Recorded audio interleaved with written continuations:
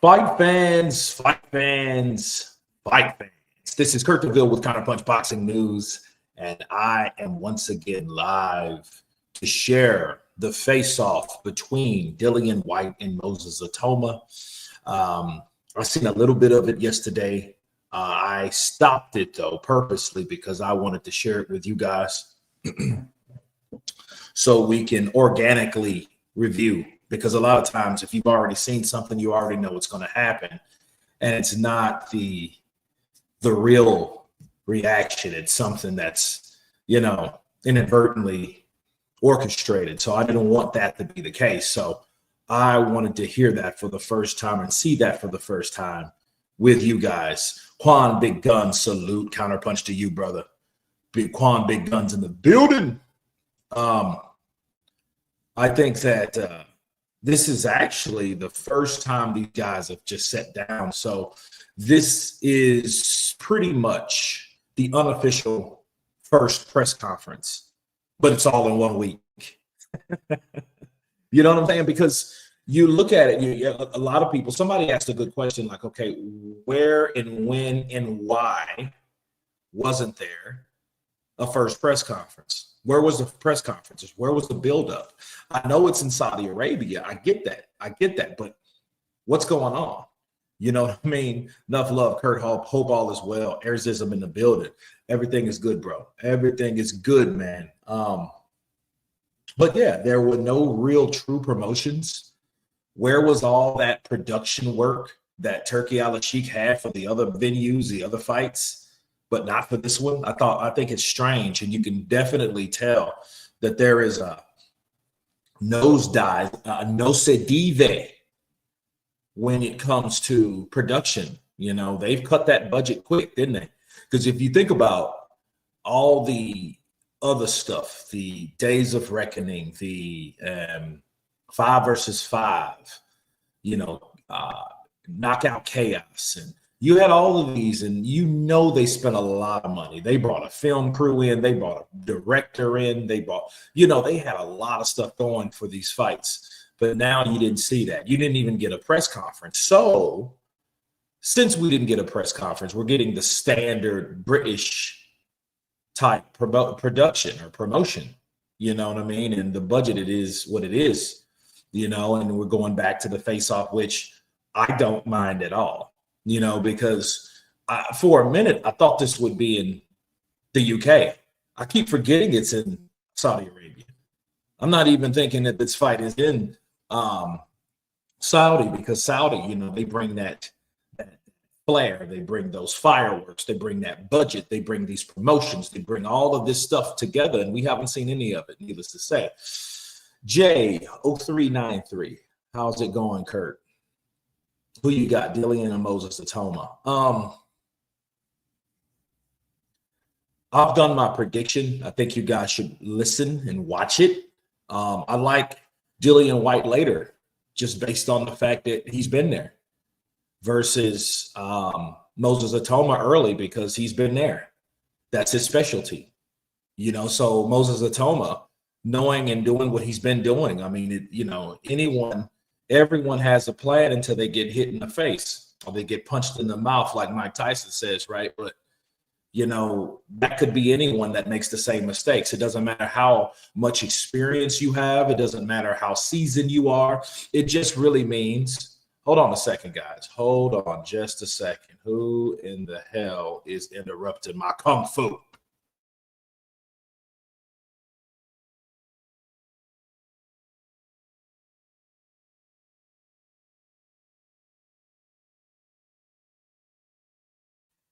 So, Kurt, the stream is a bit blurry and buffering. Okay, how are we doing? Skrilla 50, what's up, brother? Counterpunch to you. Let me check the, let's see.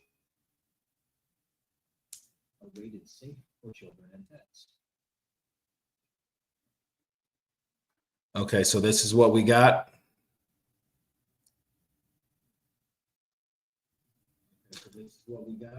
Okay, I'll tell you what. This is what we're going to do. Yeah, this sucks. Hold on just a second.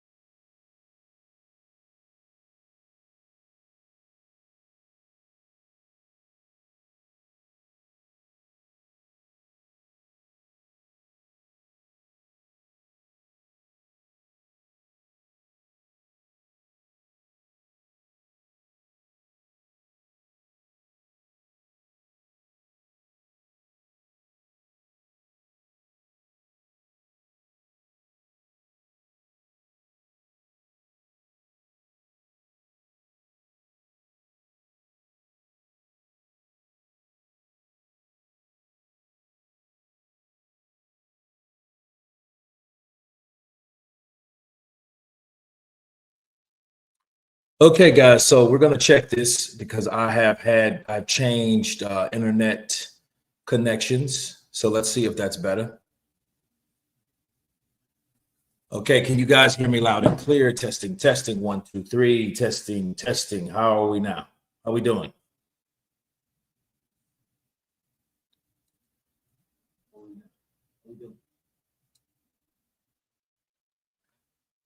Yeah, that is wild. Let me see something else too.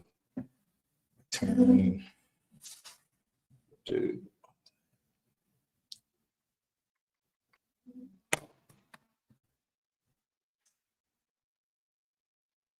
now.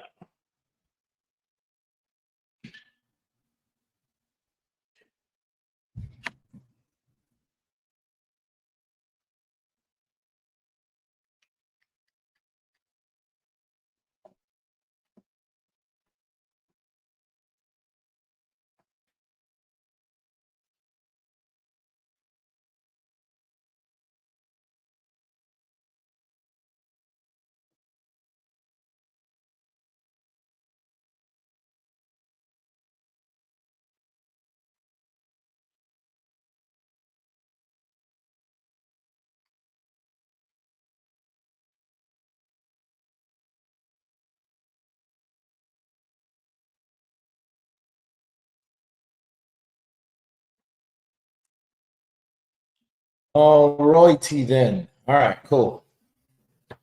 All right, we are back. And if you guys can hear me, see me,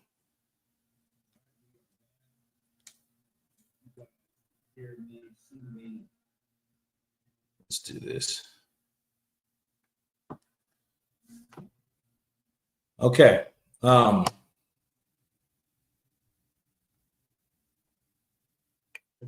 Restart the screen. Restart the screen.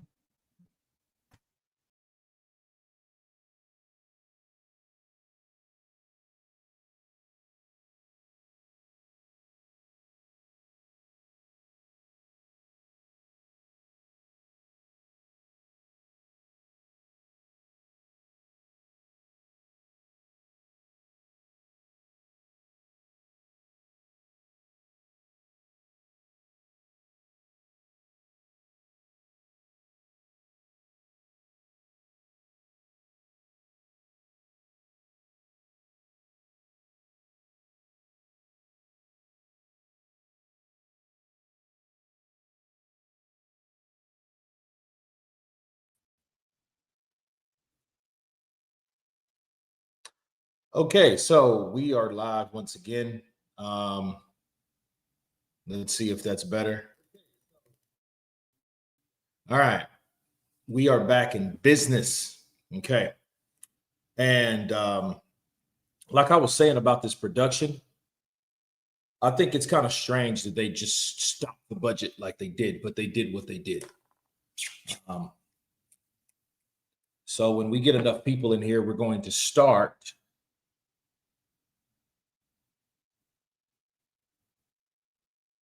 the live face-off between Dillian Whyte and Moses Itauma. And I want you guys' take on it. That's a lot better. There we go. All right. So yeah, I had to plug in my Ethernet cord, instead of the Wi-Fi. So because when you have technical difficulties, especially being a guy that doesn't really know much and that's learning every day about, oh, okay, this is how this shit works. Okay, a sound card and all this shit. Yeah. So I'm learning. So bear with me, So I know a lot of guys with a lot less responsibility and a lot less views and a lot less subscribers knows a hell of a lot more than I do. So that's the real. You know what I mean?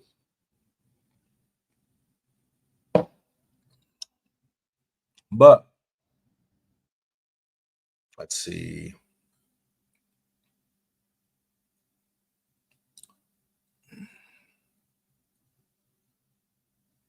There we go.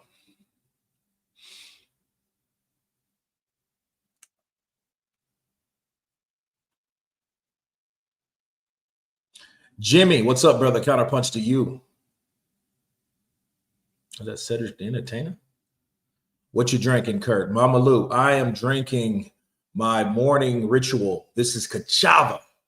Cachava has all the superfoods, all the ingredients in a powder form. It's a whey-like product. You mix it with a cup with water, 2 scoops. I throw a banana in there, you know, just because it's a grainy taste. I don't like the grainy taste as much. But when you put a banana in there, you kind of smooth it out. A lot of people use other stuff like that. I like vanilla personally. I had chocolate. I haven't had manga.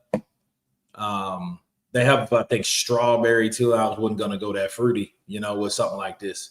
It might make you sick, you know. So,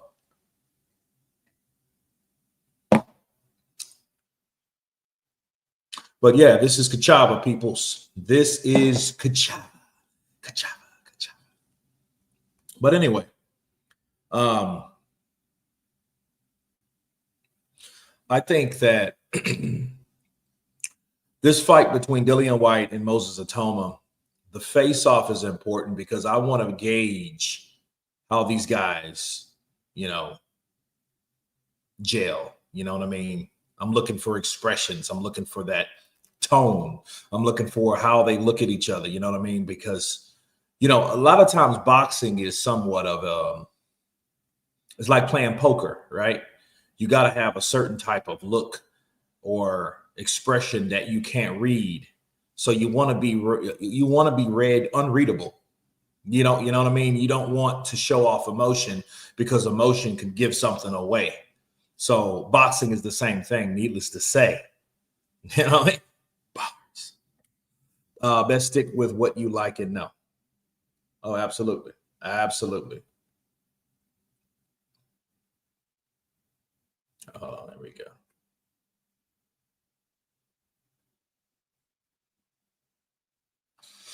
So,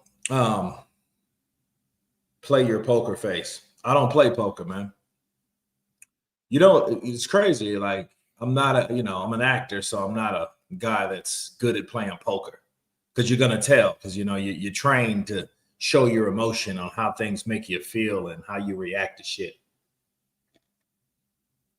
Well, saying all that to say this about face-offs. Face-offs is exactly what it's supposed to describe.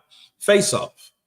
What are you trying to give up? It's just long. It's not you just sitting there looking at each other, staring at each other's eyes like you're going to fucking kiss each other. No. It's basically like a sit down to describe what that fighter's feeling. And it also depends on how good the interviewer is. You know, I tell you, Dev, bro. Dev is one of those guys. He does instigate a lot. If you notice, Dev Sanai, I believe his name is. He does a lot of instigating. Remember, he pissed Joshua off in the days of reckoning, and Joshua didn't want to talk to him. And I thought that was kind of strange, but it is what it is. It is what it is. But nah. So I guess we got enough people in here to start, I guess. So if you guys ready, let's go for it. Let's turn on the face-off. Kurt, if Dillian wins, where does he go from there, or who does he potentially fight next? Well, here's the thing. If Dillian Whyte wins, that's a very good question. And let me counterpunch that real quick. My counter is, if Dillian wins, he should get everything that Moses should get. Now, I'm saying that shit because that's the way it should go in a perfect world. But this ain't a perfect world, right? He's not going to get that. You know what's going to happen if Dillian Whyte beats Moses Itauma? He's going to fight Moses Itauma again. Then there has to be some type of artificial bullshit made up excuse on why Moses lost. If that happens, it's going to happen. And if it does happen, remember this live stream. Remember my words from this live stream, because that's exactly what's going to take place. If Moses Itauma falls to Dillian Whyte, there's going to have to be a reason why he fell to Dillian Whyte. He can get knocked spark out. And you know what people are going to say? People are going to say he had a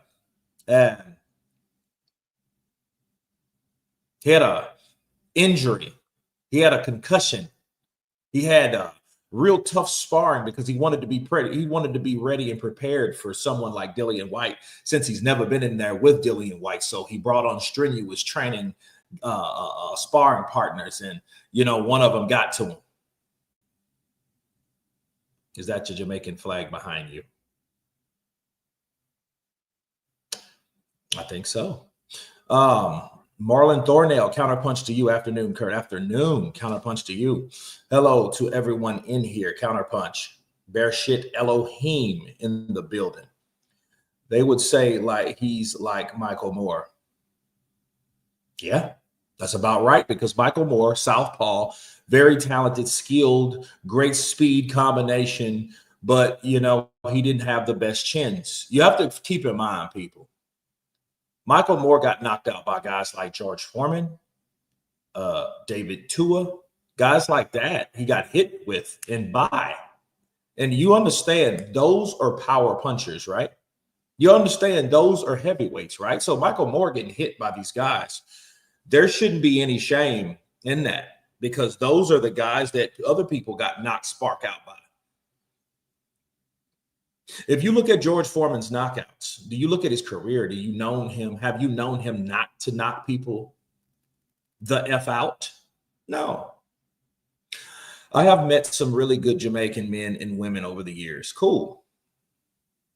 But yeah, he would definitely be looked at as a Michael Moore. I don't even know if he would be looked at as a Michael Moore, because Michael Moore, at least, to say the least, he was a world champion. He wasn't a guy that they pushed like Mike Tyson. But I can tell you this, they wouldn't compare him to Mike Tyson no more, would they? No. So that's, so you can put that in your pipe and smoke it there, buddy. They wouldn't compare him to Mike Tyson no more. He would be more of a comparable to Michael Moore, but I don't even think he would be that either. In fact, he would probably be known more of like a Jeff Lacey. Ooh. You don't want to be in that Jeff Lacey, Edgar Berlanga circle. You don't want to be in that circle, people. That circle is very infamous. They are both on the redemption list. Redemption. Yeah, they're on the redemption list, man. And they are there for a reason, because they really showed where they stood when it comes to heightened opposition. So when they came to heightened opposition, that's what it was. That's exactly what it was. So it is what it is. But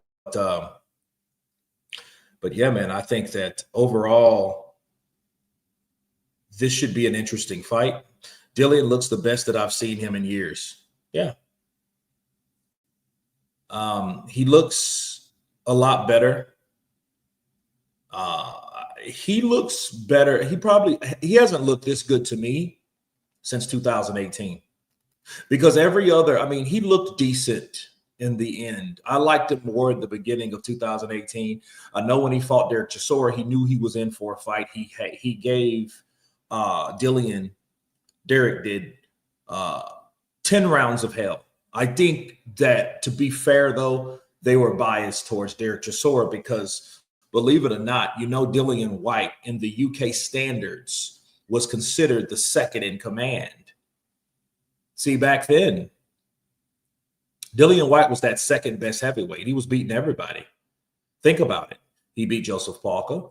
He beat Lucas Brown, which was pretty much celebrated because Lucas Brown was a convicted drug cheat, right? So he beat him. Joseph Parker was only once beaten by Anthony Joshua by decision, and Dillian did it better. He did it more convincingly than AJ did.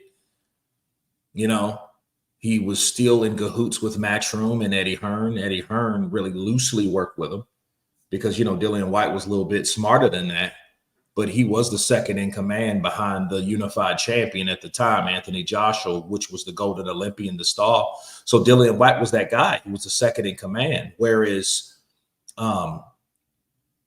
he looked better. He looked like, damn, this dude can really, thump. He can bang. He likes to fight. He ain't scared to fight.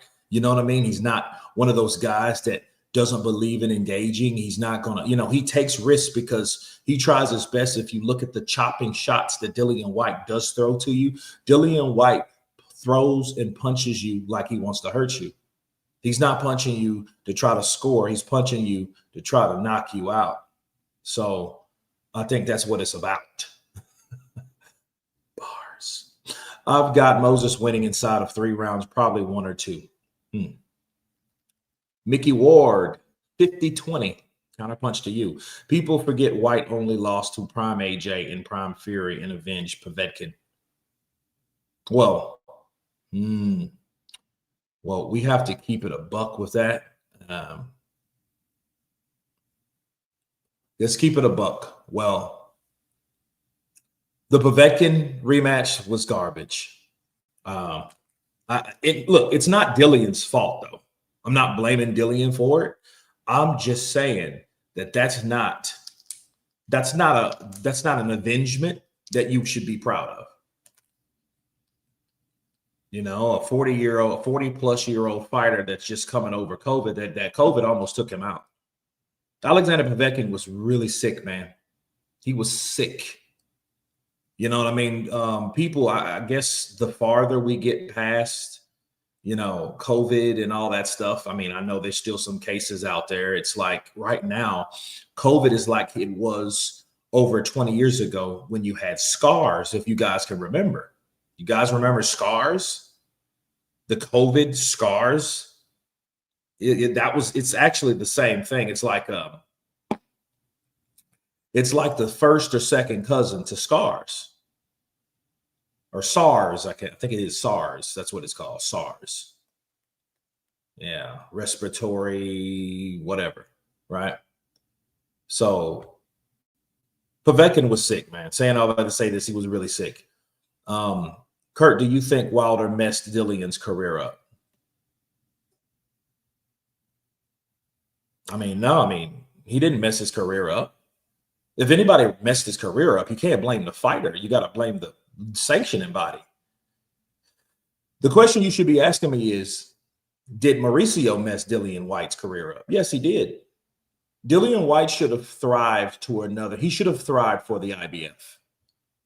The WBC, they have proven to be corrupted. They have proven not to be reliable. They have proven not to be consistent.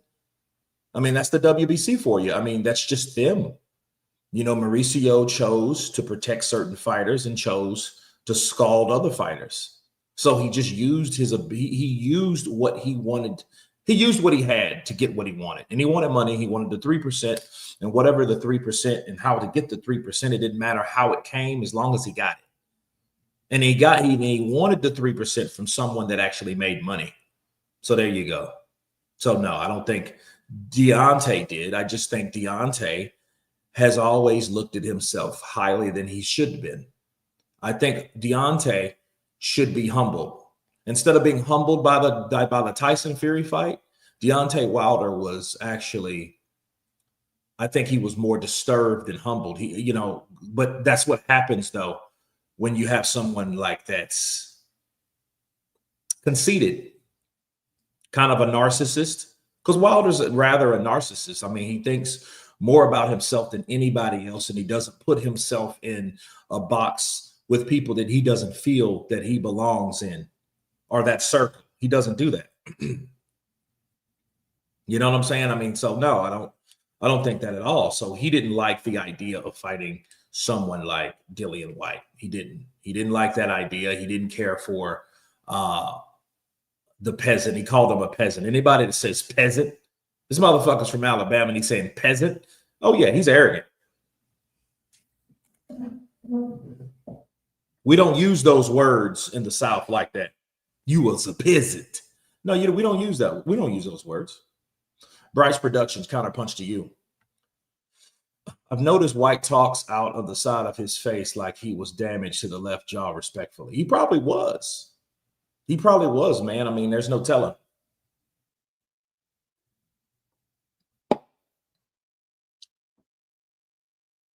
So it probably was, man. You know, I mean, I'm like, What's wrong with you? It's almost like he's trying to speak and it's he's trying to avoid someone reading his lips. You guys remember Casino when they were talking and they had like people, they would walk and they tried to have people to read their lips. So they're all like, hey, yeah, no, it's over here. No, they're over here. No, come, no, walk this way. Hey, who's this guy? Kurt, your face when you said peasant, you make me laugh. That's what he said. He said peasant. No, he said a peasant. A peasant. That might explain his uppercut suspectability. Man, that's deep. That's deep. I didn't even really think about that. If he does have jaw issues or damage or some type of injury to his jaw, yeah, he might be very, very vulnerable to the uppercut, right? So that's a good point. You know, maybe he was damaged. Maybe, you know, that's something he doesn't want to talk about because he doesn't want anyone to know, but everybody already damn well knows. Bro, you can't take a punch with an uppercut. You had a guy from Oscar Rivas, which was a smaller heavyweight, that hit him with a left uppercut and dropped him in the 9th round of their fight. And I've always wondered about that. Even though Dillian beat Oscar Rivas, he beat him. The only problem was the shit outside the ring. You know, it's a fucking stitch up. You know, the adverse finding, the B sample, even though the B sample came back different from the A sample. But the problem was that fight wasn't supposed to happen. I remember I did that fight live. Yeah, I did it live from a hotel because my car broke down. So I did it from the hotel from the phone, did a live stream. So it was good stuff, man. Dillian has child support to pay this time, guys. He probably does. Shit, he got a kid like 26 or some shit.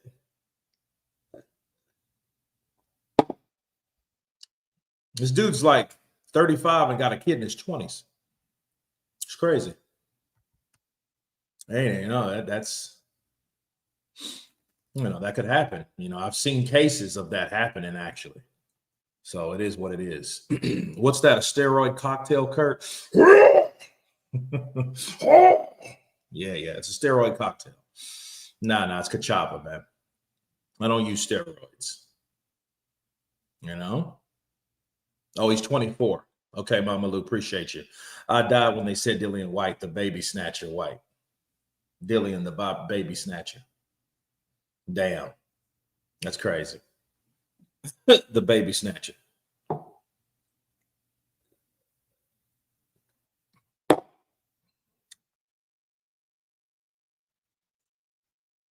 So, guys, let's get this show on the road.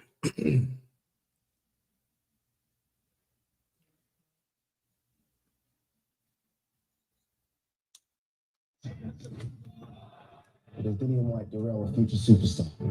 Written off but not out. Is this the last outing for the veteran, or a chance to remind everyone of his legacy? It's a crossroad. If the Itauma wins, the path to a world title gets clearer. The talk becomes reality. If Whyte wins, the comeback is on.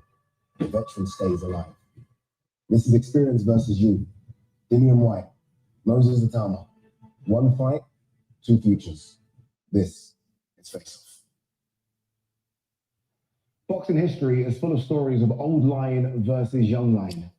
Is the young lion ready to hunt? Does the old lion still have some bite left? On August 16th, live on DAZN, we're going to find out if Moses Itauma is ready for the big boys. We're going to find out if Dillian Whyte still has some bite left. Before they meet in the ring, they meet here face to face. This is Dillian Whyte versus Moses Itauma. I'm going to tell you a secret. I spent. Okay, yeah. I mean, I love ads and all, but you don't have to have one every 15 seconds. Crazy. You guys, this isn't the first time you guys have met. You guys have met a few times before, right? Oh, this is cool, bro. No, yeah. Have you guys fought each other before? Always here. No, never. Do you know what? I don't know if you know, yeah, but it must have been like 2019. I actually did message you on Insta. I messaged like all the top heavyweights at the time. I was like, can I get some work? I don't obviously know. It's like, no, of course. the social media thing, I was too busy doing other things back then. Doesn't manage your social media. No, just busy doing other things, bro. That's cool. It's cool, Kids but and that take up your time, bro. Yeah. Well, no sparring. The whole thing happens on Saturday. I guess that's going to be a sparring ×2. Who decided on this fight, right? Moses, did Dillian Whyte name get put on the table in front of you and you said yes immediately? no, honestly, I was literally chilling. I was chilling in my room, and got a call from Francis. I was like, "Do you want to fight Dillian Whyte for X amount of money?" And I was like, "Yeah, why not? Like, I don't lose nothing from this fight. Your price. It's that breakthrough clause that I need. Like I've mentioned in the past, like Anthony Joshua had this breakthrough clause with Charles Martin. Tyson Fury had his breakthrough clause with Deontay Wilder. So I'm here to make it with Dillian Whyte. Yeah, he's a big name. Of course. But obviously, I ain't coming in here having the expectation that he's gonna come here and lay down. No, that's not it. But I believe that I'm going to win this fight. Yeah, I think we know that Dillian doesn't lay down, of course, for anybody. Okay, let me stop right there. Let me counter something real quick. Moses Itauma did make it known that he reached out in 2019 for that work, meaning he wanted to spar these big guys. He wanted that experience. He wanted to get in the ring with them. He wanted to share the ring with them in any kind of shape, form, or fashion. And that's really how you do it unofficially. If you want to see what a person's about and you want to see if they're any good, offer the knuckle up, get in the ring. Hey, man, what you doing this week or whatever, so we can go some rounds. Let's go about 6 rounds.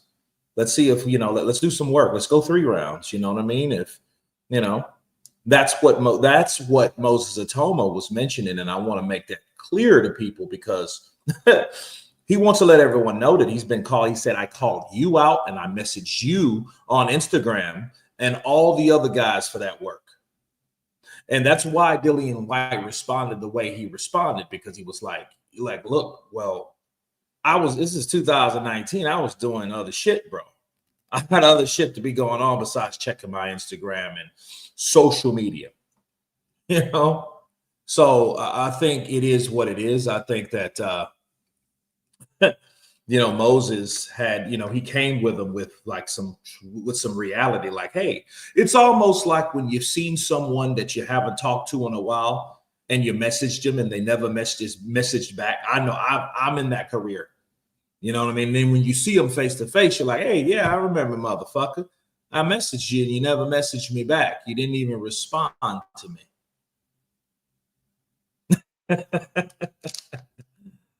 What motor is that, Tony?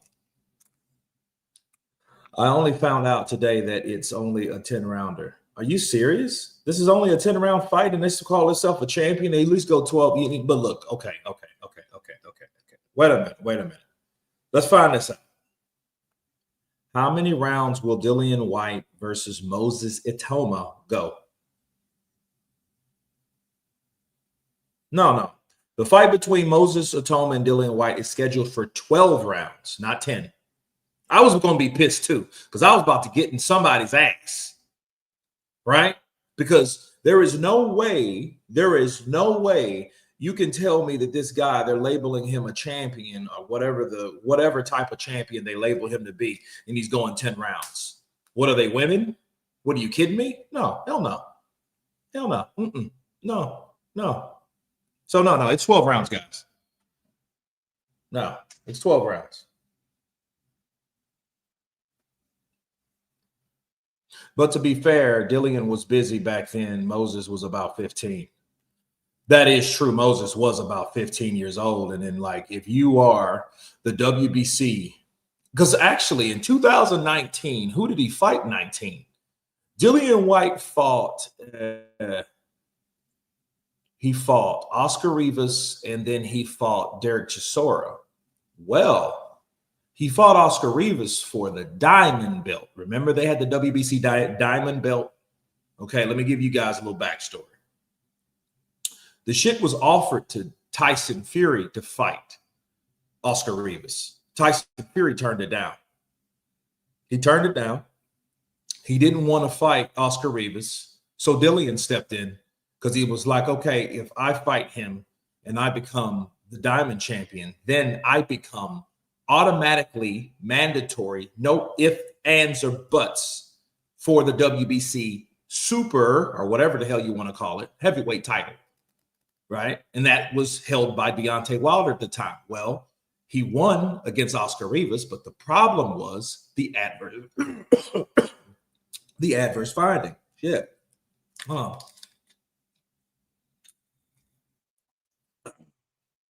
The adverse finding. So what Mauricio did, Mauricio suspended him from that opportunity. So when he stripped him from that opportunity, he no longer had it. Yeah. And then that's why Dillian Whyte ended up fighting, what's his face? Slow ass Dominic Brazil. Big boy, Dominic. Trouble. Dude sound like RoboCop. I'm telling you guys, you're going to have trouble. Man, the funniest shit when he told Deontay Wilder that. He was like, yeah, Deontay Wilder, you're a punk. I don't like you. Don't take care of your kids. You know what? You're lesser than a human being. And on that night, you're going to see trouble. You're going to see trouble. And Wilder, his boys, he's in trouble. Who the hell he think he is? Right? And that was, dude. Yeah, absolutely. Yeah, I had to I had to move, had to leave.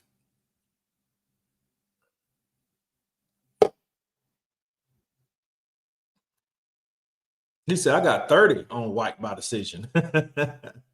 Just for shits and giggles, ain't no way I'm putting up more than 30. Meanwhile, got 100 on Moses stopping in the 6. That's how you do it, man. Hey, you know what? You'll probably break even too. You know, that's that kind of gambling where it doesn't cost you anything because you're a winner if you gamble on both sides. Well, that's cool.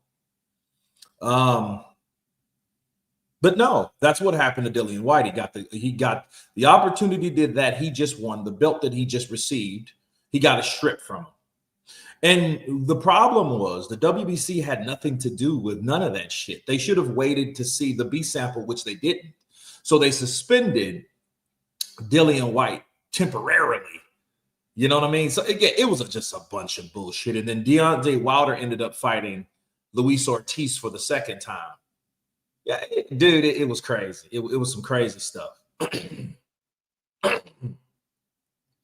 Hatman Strikes Back is a massive hater of the fat Dalsa. Wait a minute. Hold on. Hatman Strikes Back is a massive hater on the fat Dalser. Are you also a hater on the fat Dalser? Because I mean, fat Dalser, you don't refer to Tyson Fury if you're a fan of Tyson Fury as a fat Dalser. You know, Hatman's a fan of the fat bitch. Like, whoa, okay. You know, yeah, man. I like Hatman Strikes Back. Hatman Strikes Back is an OG. That dude's an OG. You know, I'm proud to say that I'm in that circle of channels that we may not have 100,000 subscribers, but people come here for the news. Therefore, we have views. Bars. Yeah. He gets in Fury's ASS.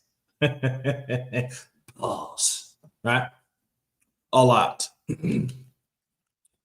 No, I'm nothing like him. I'm talking about his terms of community. Like we have similar, not topics really, but we have similar types channels. You know, as far as his channel is more of a, I never wanted to do the faceless thing, you know, like the Hat Man or the Bruce Wayne type shit, because I wanted to, I didn't want a channel like that. I wanted people to know who the hell I was. you know, but or what I look like, should I say. But I mean, I could see the benefits of it too. But no, normally when you have someone that is pushing 90 million views or 100 million views, you're doing something right. So, you know, his fan base, his audience is dedicated and loyal. You know what I mean? But his channel may not grow like someone like Punch Drunk, but then someone like Punch Drunk doesn't have the views like someone like Hatman. So, you know what I mean? So it's basically you got those guys, and, you know, people come to those channels frequently, and they're older channels versus someone that kind of sprung up out of nowhere. Not saying that's Punch Drunk, but, you know, other channels that, you know, are just have these, but they have less the views, you know. So I've noticed that about a lot of these channels. But anyway, Luka Mora, Kurt, I noticed that the pay-per-view was 35 for the Whyte Automa card, and that was in July, but now it's 50. It always a thing on the zone. Price goes up closer to the fight. Yeah, I think it's I think it's bullshit. I think that what they did, and I do believe this for the zone, I think the zone pulled some bullshit with, oh, we're going to have pay-per-view free. No, well, what they're doing is they want to soothe your mindset by giving you something to look forward to, because they're going to throw all these pay-per-views at us right now. You see what I mean? Like all these pay-per-views, and basically, if you think about it, they may be paying for the back end for other things. You know, and I'm talking about Riyadh season. So, you know, so no, I mean, you know, we're going to make everything free in November. Well, how about you make it free when you tell us that it's going to be free? You imagine telling somebody that's in bondage, hey, you're going to be free in 4 months. Dude, how about now? Don't say the word free today. Say the word free when it's free to be free. Does that make sense? You know, so, but no, it's crazy. Appreciate you guys. CP is great.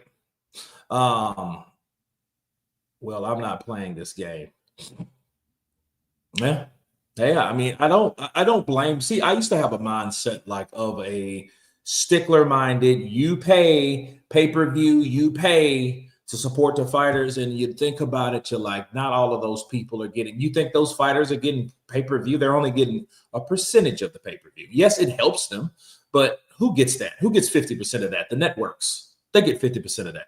So they're the ones that's getting filthy rich off those, not the fighters. The fighters are the ones that's taking the punishment, the blows, the damage, the long-term effects. They are the ones getting that, you know, not the, you know, not the, they don't get the 50%. They should get the 50%, and everybody else should supposed to get the little pieces of percentages, but they're not. So it is what it is.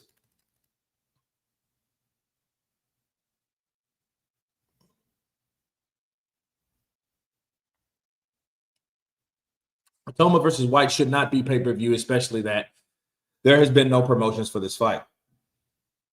Well, again, before we continue, this fight having no promotions just shows you that they weren't willing to put money into it because they didn't want to lose money, because they don't know how good it's going to go. They don't know how good it's going to do, because people are really getting sick of this shit. Turkey has said that. Turkey Al-Sheikh has already said that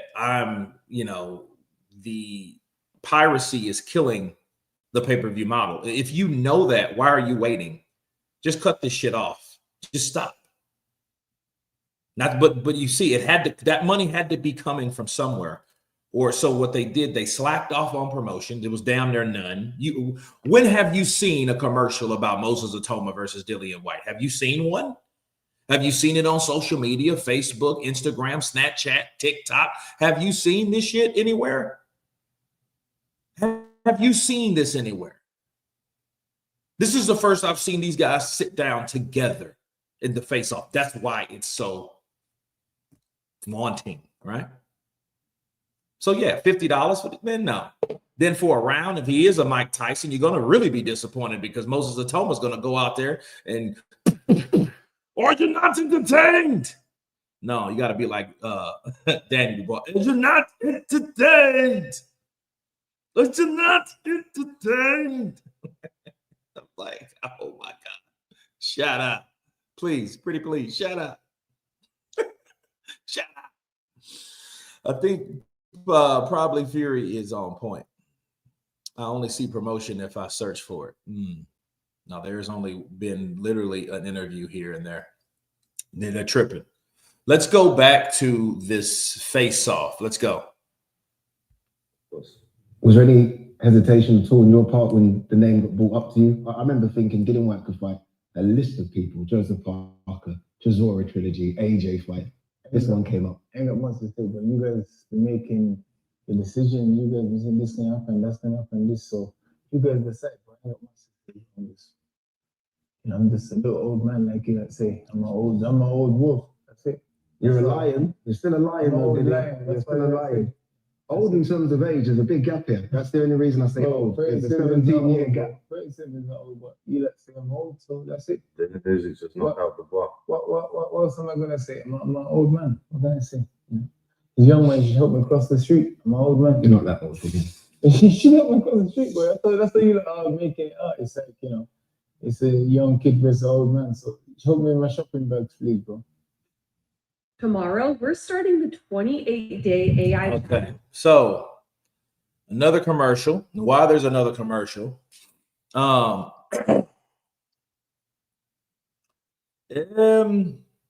you agree that Andy Ruiz is the biggest dodged heavyweight? Hell no. Andy Ruiz is not the biggest dodged heavyweight, bro. Andy Ruiz is inactive. He's probably one of the worst inactive heavyweights that I don't think that ever had discrimination against him. Andy could have fought a lot of times. He just didn't. Don't get me started on Andy because I'm starting to like Andy a little more because I've seen him and he trained. I'm glad that he's back with Manny Robles. I've been chatting with Manny Robles for a while now, and I'm trying to get him on the channel to describe how it was in that whole experience so we can share it all together. So I don't want to go too hard on Andy, but I am mad at Andy. I am disappointed in Andy. I can't be fake and not say that. Andy Ruiz, I said I wouldn't go too hard on Andy. I'm not. Andy Ruiz has talent. He showed us he has talent. He showed us he had balls. He showed it that he could fight under pressure. You know, he could have, if he was a guy that was kind of, if he had a Daniel Dubois mentality, after he got caught with that left hook was massive, bro. That left hook was from a puncher that he's never seen before. See, AJ with his left hook, I think that probably was his best punch. I mean, his straight right is massive, but I think his left hook is more organically powerful than his right hand because he kind of pushes through with his right hand when he throws it. But the left hook has that stank on it. You know what I mean? You have to practice a left hook for it to be worth it is. And then, you know, it has to be what it is from the get-go. It has to be explosive.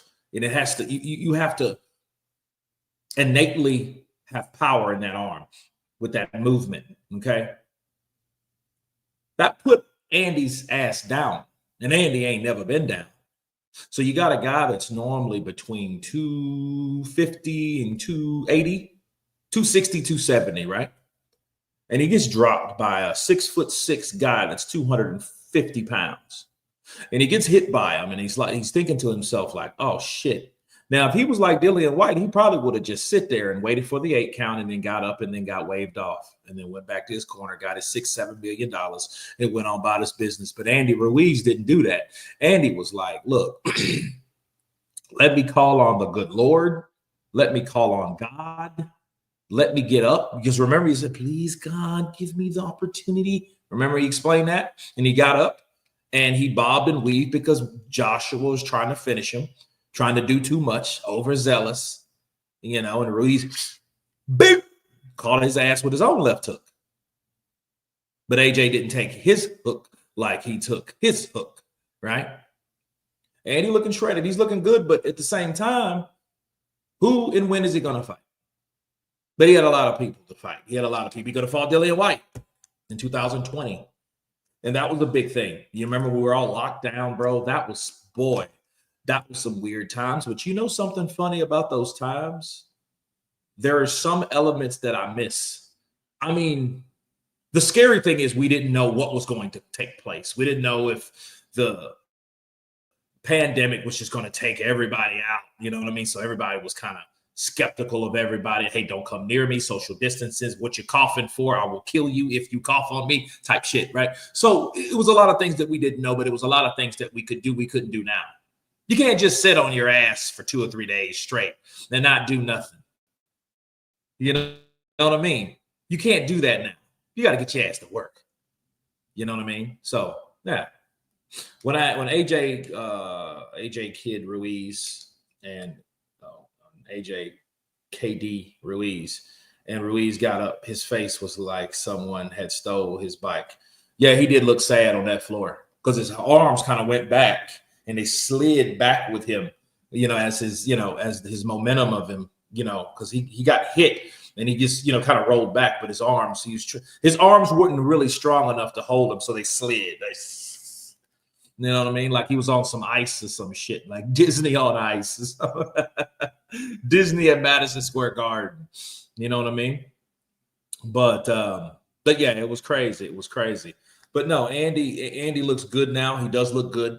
I'm just really disappointed in his activity, but hey, that's the past. Let's see what he does in the future, if there is a future, right? So let's go. Let's But is that motivated you? Is it you off that people said that? Bro, I don't, bro. From where I've come from, my life story, this I've been through. When have I ever been favorite for anything since you know me, bro? Like, since you know me, even talking to me, I've never been favorite for you to even talk to me, bro. This conversation over the years, you never said, I want to go and talk to Dillian Whyte. I've always been afraid of you, Dillian. Bro, why? I'm just a dude, bro. That's what I'm saying. So for me, it's nothing new. It's nothing nowhere that I'm being written off. People saying this, people saying that. Okay, bro. I've been written off so many times in life. It's like, it's mad. It's like a few things I have to do is to fight and overcome and get used to being written off. Everything else I've had to learn because of kids and family and places I am in the stage of my life. I've had to learn to adjust and do different things and be a better person and deal with things differently than I normally do. Don't blow up about things that normally, see what I mean? So, but the being written off and fighting and overcoming struggles and that's what I have to do, bro. Did you take this fight then, Dillian, because it's the best and quickest path for you to get back to a world title shot? Or do you just take this fight because you're a fighter and if someone says, let's fight, you fight? It's a mixture of things. No one wants to fight. My living to fight the best people. You guys say the best, he's doing his thing, he's knocking guys out. So I don't get these to build a career of fighting the best. Never been scared of fighting one, and then all of a sudden, because something's a challenge or is a bit tricky, then they say, I don't want to fight him, I don't want to do this. You have to try, you have to test yourself, bro. That's it. I've never been scared to take risks. If I didn't take risks, I'd have been dead already. So, nothing changes, man. Okay. Let's talk about something for a minute. I think that Dillian, what he was saying is, I'm running towards the fire. Everybody talks about this kid. Everybody's like, hey, yeah, he's knocking everybody out. Let's see what he can do. Let's see what he's about, And a lot of times people are saying that Dillian Whyte is this and that. You really can't say nothing bad about Dillian, to be fair, like long term. Like he might say some shit that, people will disagree with, but, besides that and, the possible drug use, well, other than that, the dude, he's taking on Moses Automa, and everybody thinks, okay, well, hey, look, listen, he's just coming to lay down. I don't think he's coming to lay down at all. You don't get in that type of shape. Now, if he came 260, 66 pounds, flat, fat, looking like the Black Michelin Man. You guys know who the Michelin Man is? Yeah. We've seen him look like that before, bro. He looked like that fighting Darius Walk. And he went to America, started eating all this bullshit over here. Let me tell you something, guys. Let me give a little cheat sheet for you. For those who are not from America, the food is very good, but the food is very bad too. It's good to you, but bad for you. And it will get you fat as shit. The preservatives and all the steroids and all the other shit. The Canelo meat. It's bad for you. It's bad. Look at AJ. AJ came over here and got to eating and shit. Went to Texas. I'm in Texas. He got to eating steaks and beef ribs and shit. This shit's good. Eating. Dude came in a massive 253 pounds. He tipped the scales. Why? Because he was so fucking beefy. He was eating that beef, right? Beef. He was eating that beef. So, I mean, look, Dillian Whyte did the same thing. Went to New York, start eating hot dogs, corn dogs, pizzas. He immediately got fat. You know what happens to Americans like myself when I leave the country? I get smaller. You know what happens when you come back? You gain the weight back. You better be eating some vegetables and beef only. That's why I only try for breakfast. If I eat breakfast, it's going to be steak and eggs, avocado. That's it. It's not going to be oatmeal. It's not going to be fucking bacon or pancakes or biscuits and shit. No. None of that shit. That'll get you fat as you know what, right? So, no. But no, Dillian's sitting there like, look, man, you guys have all the answers. You guys, it's just little old me. You know, I'm just here to fight. Like all these other guys didn't want to. They didn't want to fight. You know?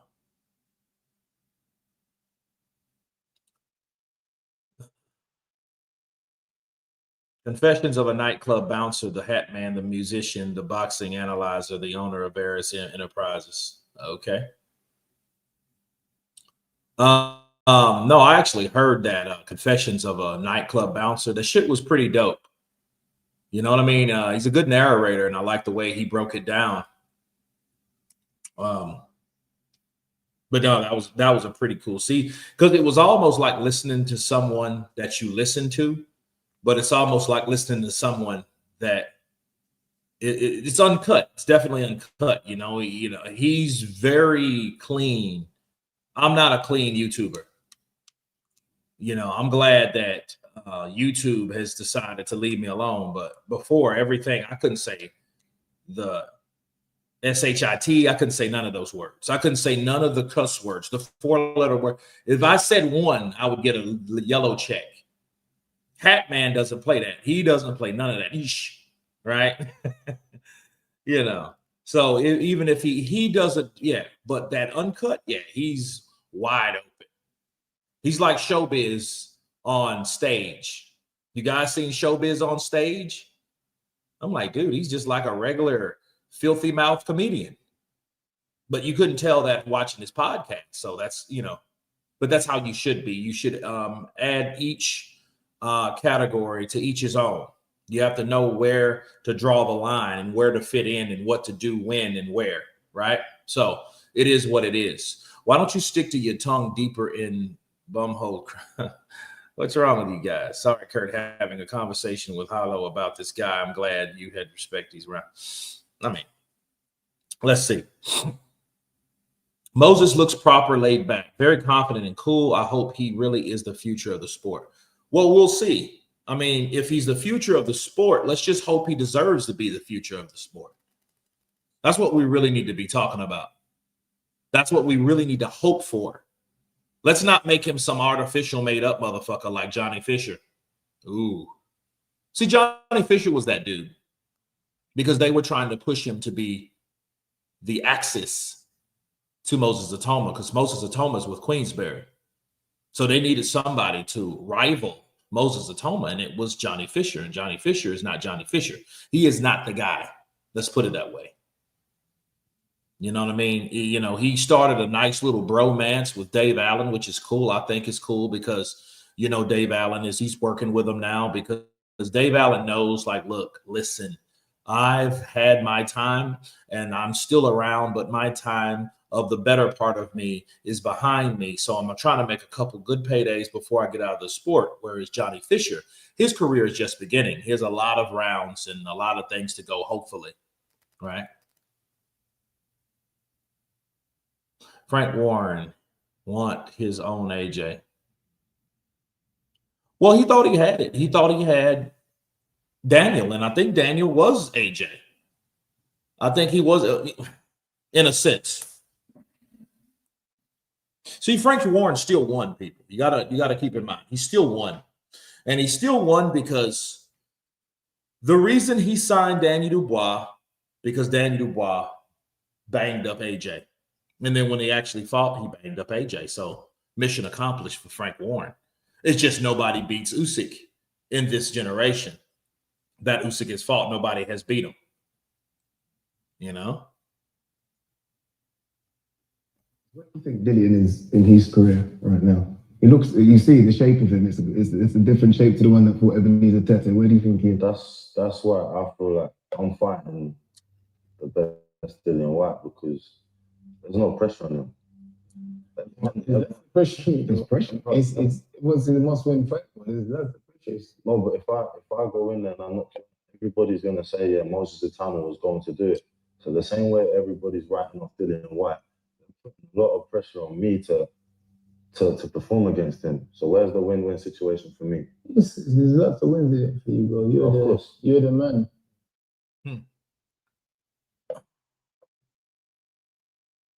Over 30 without luck. Okay. Oh, yeah, this is getting annoying. I got to renew my subscription to YouTube Red. Nonetheless, though, Moses is saying, like, well, hey, when am I going to get my respect? You know, they're going to say that he's supposed to did it if I knock you spark out. Well, for one, Moses, if you didn't think that you were going to get credit for beating Dillian Whyte, why'd you take the fight? You know what I mean? Two, if you feel that way and you think if I do knock him out, I won't get respect, well, maybe you should knock him out. And then if you go farther and you go into territories that you haven't been in before, you may get knocked out your damn self. So you better do what you know that you're known to do. That's my counterpunch to that, you know. And I think he may be too concerned about what other people think. See, what other people think, it's like, okay, well, then they're going to say, they're going to think, they're going to feel like. Nobody gives a shit about that. You just do your own thing. You just keep knocking people out, regardless of who it is. You take them out. Terminator. You know?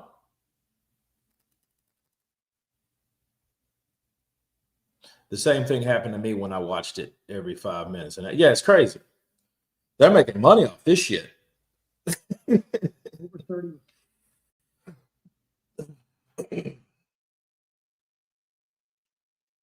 Yeah, so that's the wins in there for you, bro. Why do you smile when he says you're the man? Because I don't know what game he's playing at, but I don't think, bro. If you look at everything, bro, you're the man, bro. You know, like I said, you've been compared to Mike Tyson, but I know you've been compared to Jerrell, who was a journeyman, bro, back then. So, you know, it's mad. So that's it. You're the man, bro. well, obviously the reason why I'm obviously getting that comparison is because I'm doing so well at such a young age. Yeah. Apart from that, Well done, bro. I'm proud of you. Well done, bro. You're doing good work. I told him, I asked him.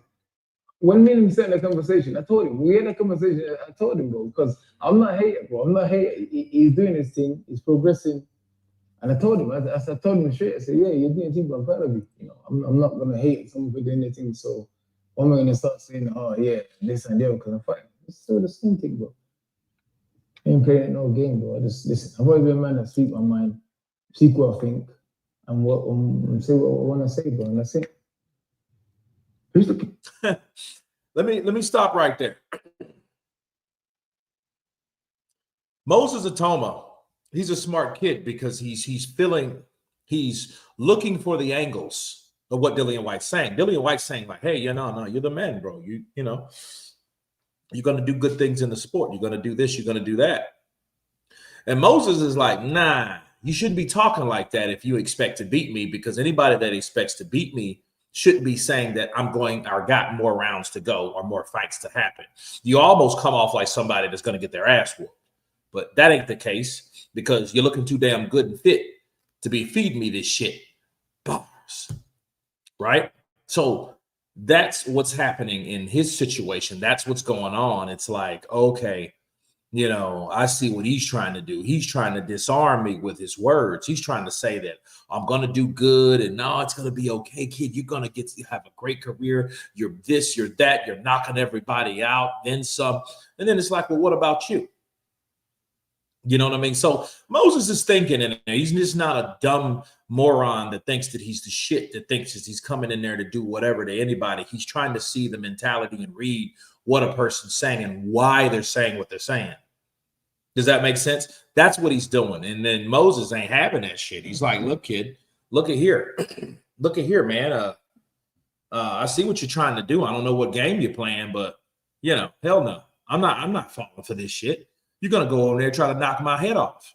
And I'm going to try to do the same to you. So let's keep it that. Well, how about we stop the bullshit? How about we stop with all the horseplay and all the massaging of words using to stroke my ego, and let's say what you really feel and how you really feel. You know what I mean? See, this is the thing. Moses Itauma expects Dillian Whyte to really say shit like, I think he's a punk. I think that we've been carrying this kid and he's been pressured and I think he's getting the wrong fight and I'm going to knock him out as soon as I get an opportunity.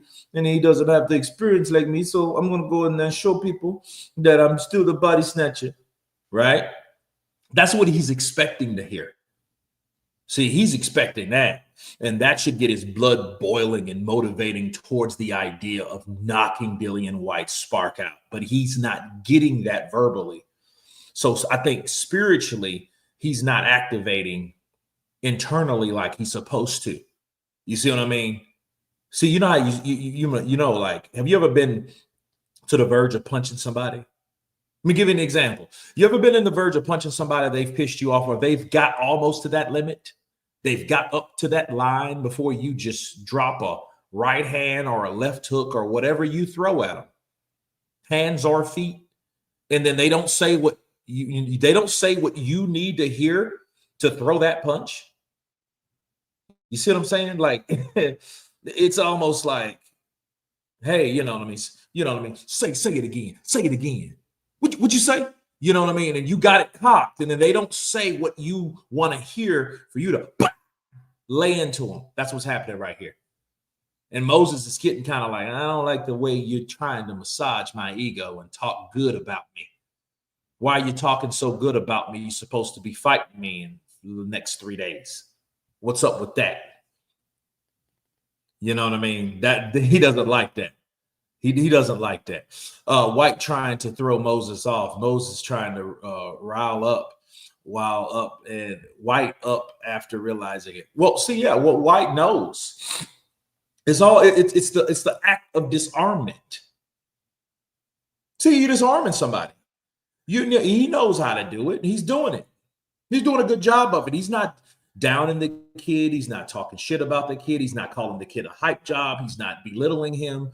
You know what I mean? It's basically Moses feeling like, look, I ain't going to get no credit. It's more pressure on me. Think about it. That's all he's saying. He's saying, well, beating Whyte, they're going to say that it's supposed to go this particular way. If I get beat by him, I'm still damned because they're going to say that I ain't nothing anyway. So, you know, it's going this way. This is what's happening, and I see this unraveling in this face-off. So it's really good stuff, mate. Snowflake 81, counterpunch to you. What did we say, Snowflake? Whyte trying to throw Moses off. Moses trying to rile up. Yeah, definitely. Let's continue. Mostly, is it on you to get through Dillian and then become what everyone expects you to become, or is it you, Dillian, where everyone's saying if Dillian loses, that's it? I don't know. Backs against the wall. You got into the best shape of your life, though, Dillian. Me? Yeah. Well, It's the because best- man it's the lose a couple of pounds, bro. listen. I've been, bro. There's a difference between losing a couple of pounds and the shape that you're in right now. No, but I saw it. For some fights, you need to be at your best to win, bro. Some fights, you need to be at your best or close to your best to win. That's what it is, and then I've been through hell the last 3 years, but people forget I've been through hell, bro. It's like I've been through hell. I've trained to keep myself sane from just losing it and start moving mad. You get me? That's the difference. Now I'm back training to compete and to get back to where I was and to do even better. It's a difference, bro. You know, because I know to fight, I can fight. So I just, okay. It's different between training for just keep you sane from just moving mad in traffic and training for, it's different, you get me? How good do you think he is, Dillian? He's a good Aside from the jokes of the Mike Tyson, he's really. I'm saying it's not a joke, but he's a good fighter. But he's doing his thing. He's not got anyone playing put in front of him. He's doing his thing. He's up and coming. He's got the bliss of ignorance. Obviously, he's young. He's got experience. He's fighting guys, inspiring guys, and doing his thing, bro.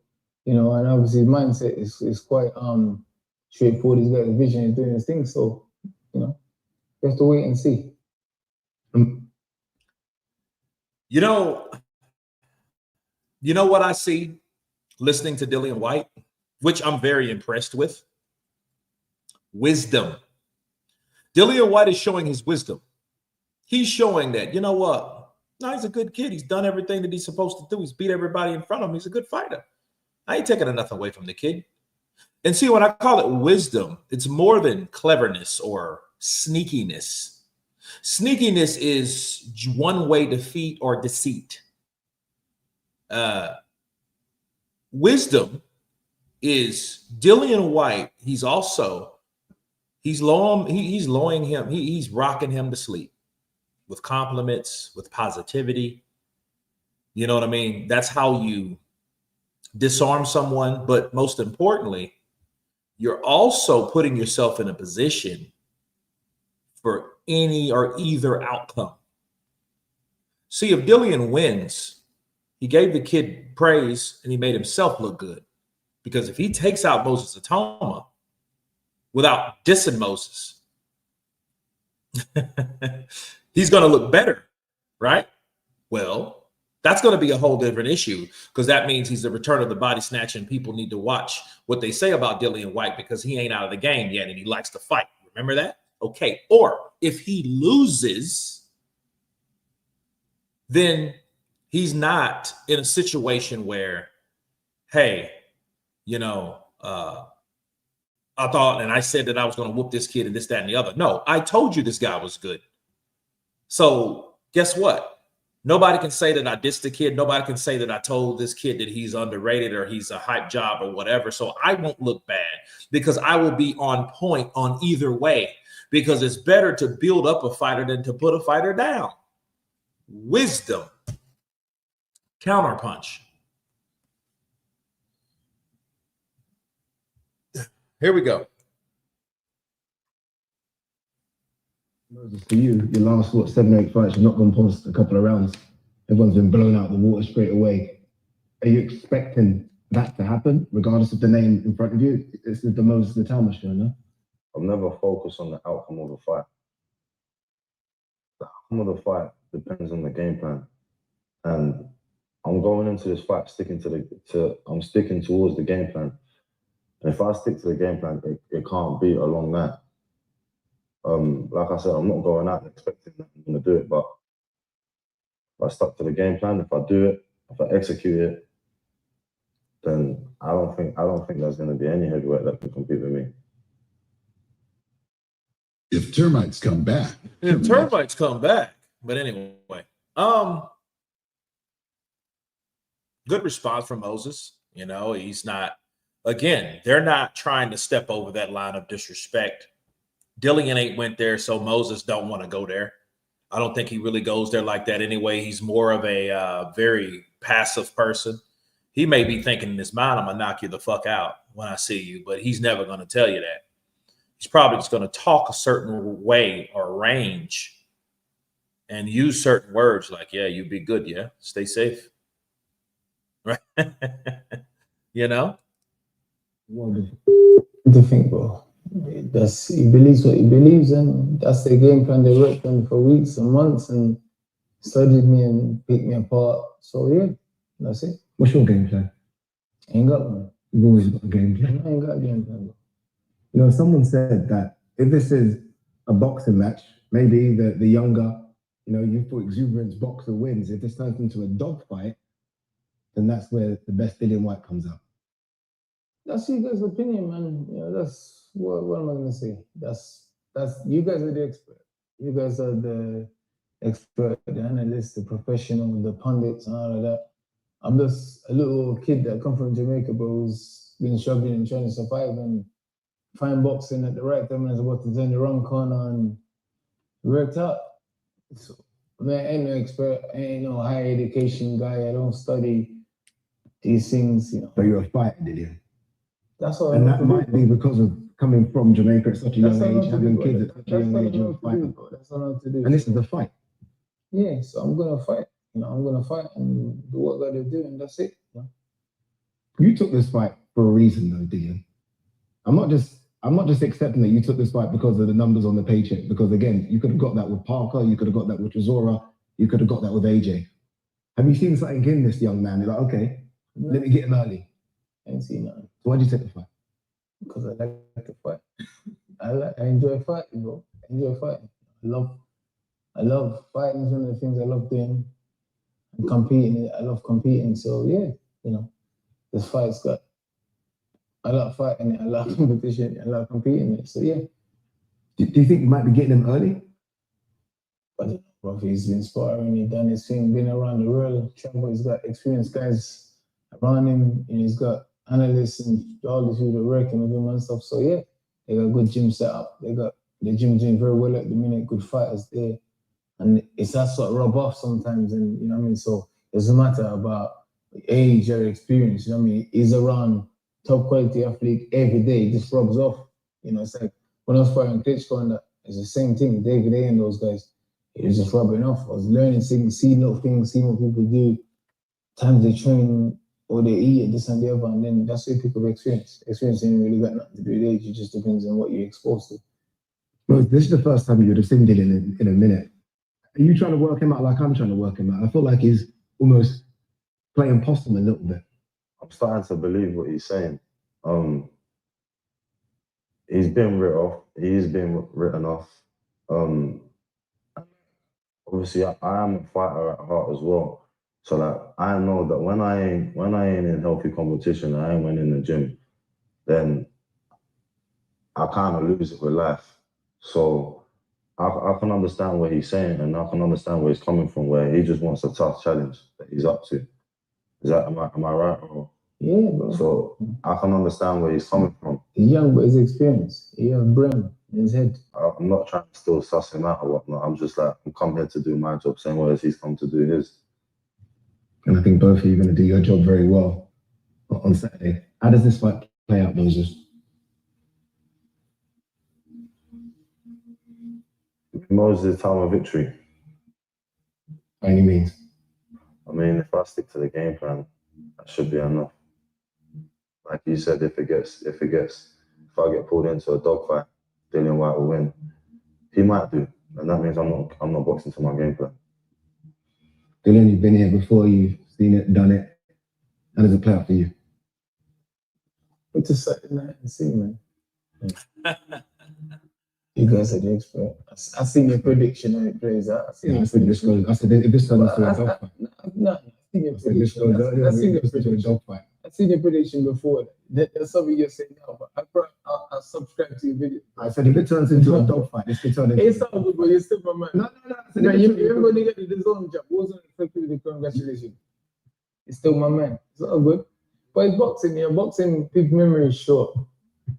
And you're the man in the moment in boxing. That's all it is, bro. It's a number and a name in the moment. You know, you disappear for a little bit and everybody forget about you, everybody writes you off. You have a loss, everybody writes you off. That's it. I'm used to that, bro. I'm used to it. So, don't bother me. Okay, this is going to play out. This is what I can feel. This is going to play out as a good one. Handshake from both of you guys have been respectful of each other. Of course, bro. August 16th on Saturday, as I said at the top of the show, Old Lion versus Young Lion. And you can probably tell the Old Lion has still got a lot of bite left, as does the Young Lion. Make sure you tune in. Okay, so that concludes the DAZN face-off. I think it was nothing but wisdom versus someone that's learning. Dillian Whyte had the wisdom. Dillian Whyte showed people, okay? Dillian Whyte showed people that you don't have to be fiery.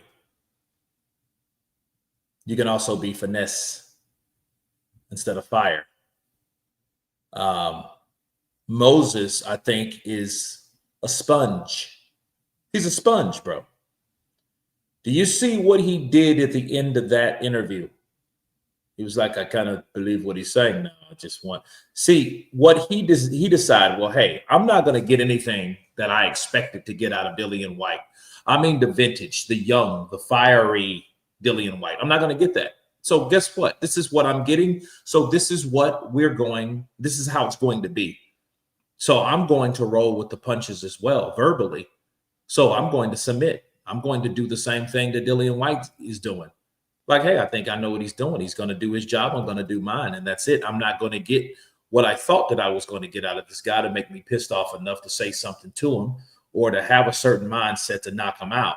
So I would say advantage Dillian Whyte, because Dillian Whyte, I think, got Moses Itauma in a mental mind frame that he wants him in. See, anybody that you respect versus someone you dislike, you're going to come and you're going to approach that fight differently. I don't care who you are. You may be a Terminator or not, but I think people fight differently when they're feeling a certain type of way, right? And I think Dillian Whyte knows that. And I think Dillian Whyte fights like that. I think Dillian Whyte fights like, hey, you know, think about this. Think about how he was fighting Povetkin or Oscar Rivas. Think about him fighting Oscar Rivas versus fighting Derek Chisora. He fought Derek Chisora in that first fight like he wanted to kill him, and vice versa. He fought Oscar Rivas like he was just trying to show him, like, hey, I'm a better boxer. Look at my jab. I'm going to stick it in your face all night. And that's what happened. Oh, minus the knockdown that Oscar Rivas scored. But that's what happened. Those were he didn't fight Oscar Rivas to take him out. He probably would have got knocked out fucking with Oscar, because Oscar's he's a solid fighter. And I just think that he, that's a whole different issue. But no, I think Dillian knows, like, hey, let me keep this kid calm. Let me keep his demeanor where it should be. I don't want any disrespect. I'm not talking about him. I'm not putting this kid down, because if I knock this kid out, they're going to look at me in a whole different way than they did before. Then people will respect me. People will see that the body snatcher, the old lion, can still bite, can still hunt, right? So I'm rooting for Whyte, but I wouldn't put money on it. Well, guess what? That's why you're not Showbiz the adult. Showbiz I put $3,000, $10,000. Yeah, I'm like, shit. Nah, I'm not. I really hope that, because you think about $20,000, bro. Gambling, for me, gambling for me is almost like I have a certain mindset that just won't allow me to be a gambler, because the minute I throw away, let's say I bet 20,000 and lose 20,000 or 10,000. Let's just say 10,000. Bro, I could have bought a car or fucking a taxi. I could have bought a Crown Victoria and painted it for 7,000. Could have bought a Crown Victoria for 4,000, painted it for 2 or 3, got shit fixed. So for $7,000, I could have bought a taxi and put someone in it, and that person would have paid me. That creates revenue when you got somebody that's going to drive that sucker around town to pick people up, but they owe you your cab fare. They owe you your rent, your cab rent. I think of shit like that. 20 grand. Okay, well, you could have bought a bullshit house for that. You know, put some carpet down, get some central air and heat in there. And for 25 grand, you got you a low income home that you can put people in and make $600-700 a month. You know what I'm saying? Like, but just throwing it away on some bullshit? Nah. So that's how I think about stuff. But hit that like button. Kurt putting in that work. Absolutely. Whyte has completely lost his speed. Nah. Whyte knows exactly what he's doing, bro. Don't see. I think this is the difference between a dragon and a tiger.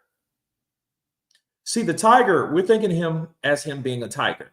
Tigers are vicious. They can attack. They're strong. They're powerful. But they only will have one way of thinking. Forward.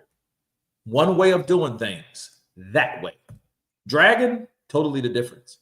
Dragon is all that shit plus extra boxes added. You know, there's extra features when it comes to a dragon. The dragon, fierce, you know, direct, powerful, but they always have another option. A tiger, never. So we're expecting Dillian Whyte to be the tiger in the situation. We're expecting him to, you know, be fierce, talk out of the side of his mouth and tell you, bro, you know, don't bother with me. You know, you're a kid. You're younger than my kid. You're younger than the kid that I got from us in Jamaica, man. So, man, I don't even know what you're saying. You come in here trying to disrespect people, you and Frank Warren.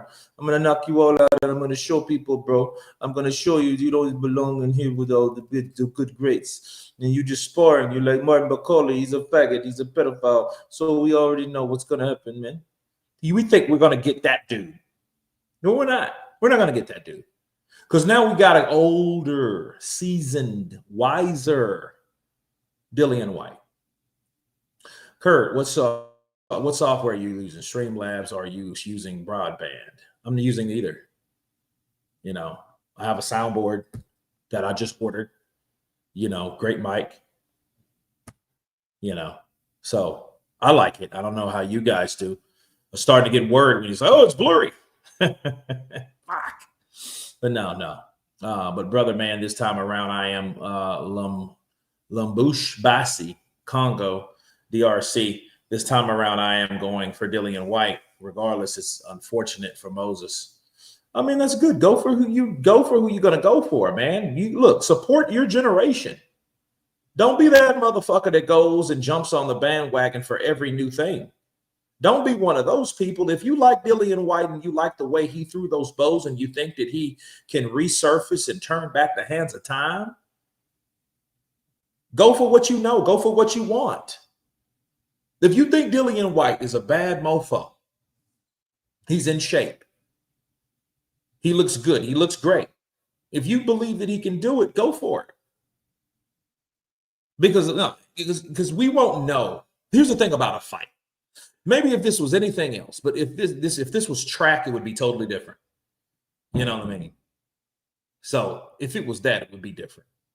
But it's not. Therefore, you have to go for what you know. How many people were going for Tyson to knock out Jake Paul? Who was going for Tyson? Give me a 1. Who was going for Jake Paul? Give me a 2. Come on, let's see him. Who was going for Mike Tyson to knock out Jake Paul? Give me a 1. Who thought Jake Paul was going to beat Tyson Fury? Give me a 2. Come on, let's go.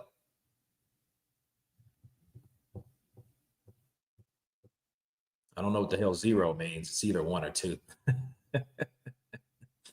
2, Bill Keevaney. Okay. 1, 2, 2. Okay. 2, clearly. Damn. Come on, let's keep going.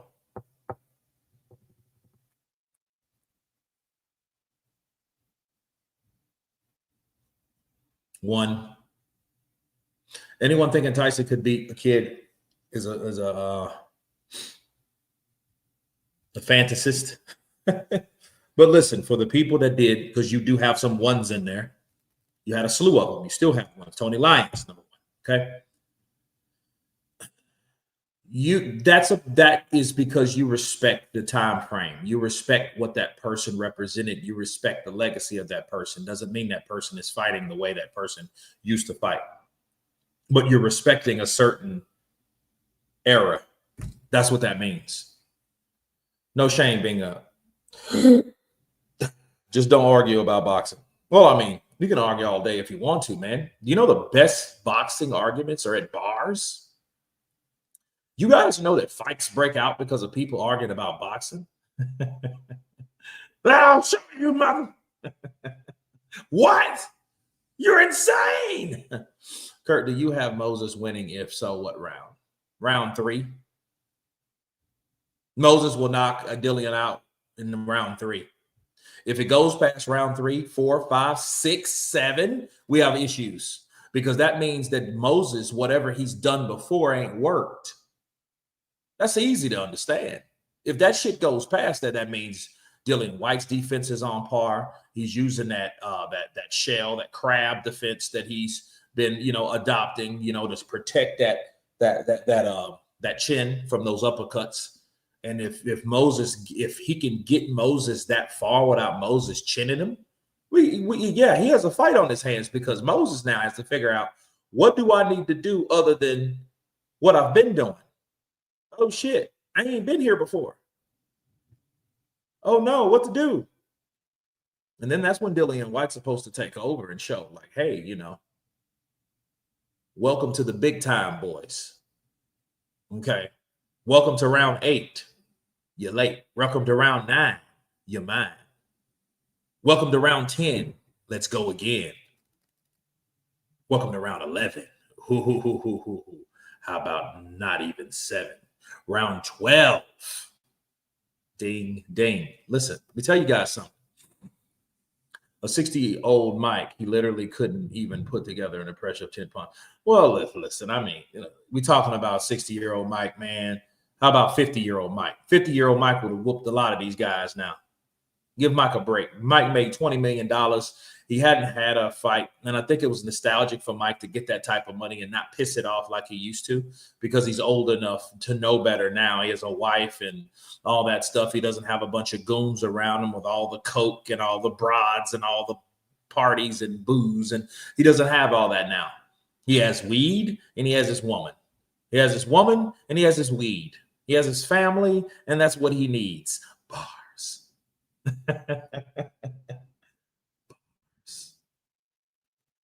Right? The idea that Whyte needs to take Automa late is absurd. What is that based on? When has Whyte looked good past 6? He falls to pure shit. His balance goes, his shape goes. Come on. Hey, listen, leave him alone, man. We're just trying to get Moses Automa in a predicament or a place that he's not been in. See, we know, and what you said about Dillian Whyte may be sometimes right, but at the same time, we don't know how Moses is going to perform. We don't know. Welcome to round 8. Yep, that's it. So, I mean, we don't know. I mean, I think Dillian Whyte, I hope he makes a good account of himself, win, lose, or draw. I hope it's a good fight, win, lose, or draw. I hope it's competitive and exciting, win, lose, or draw. I hope that's what it is. The face-off was exactly what I thought it was going to be based on the little part that I saw. So, it is what it is. I think at the end of the day, at the very end of the day, respect is there, but I think strategy is also there. And I think this was a part of the strategy that Dillian was trying to implement. Rock him to street, rock him to sleep, disarm him, and then attack him viciously when you get in front of him. Bring it on, turn it up. Get him. Get him. Okay? Moses is going to freeze under the bright lights, and Dillian's going to spark him out. Damn. Man, that would be some cold-blooded shit, man. That would be a big upset and a big build up to let down. And Frank said, fuck. I had so much hopes for that guy. You throw-rang prick, yeah. Ben Davidson, you're fired. I seen that shit you did with AJ. Kurt, how come you ain't watching the open workout? I don't know. Let's watch it. Let's go.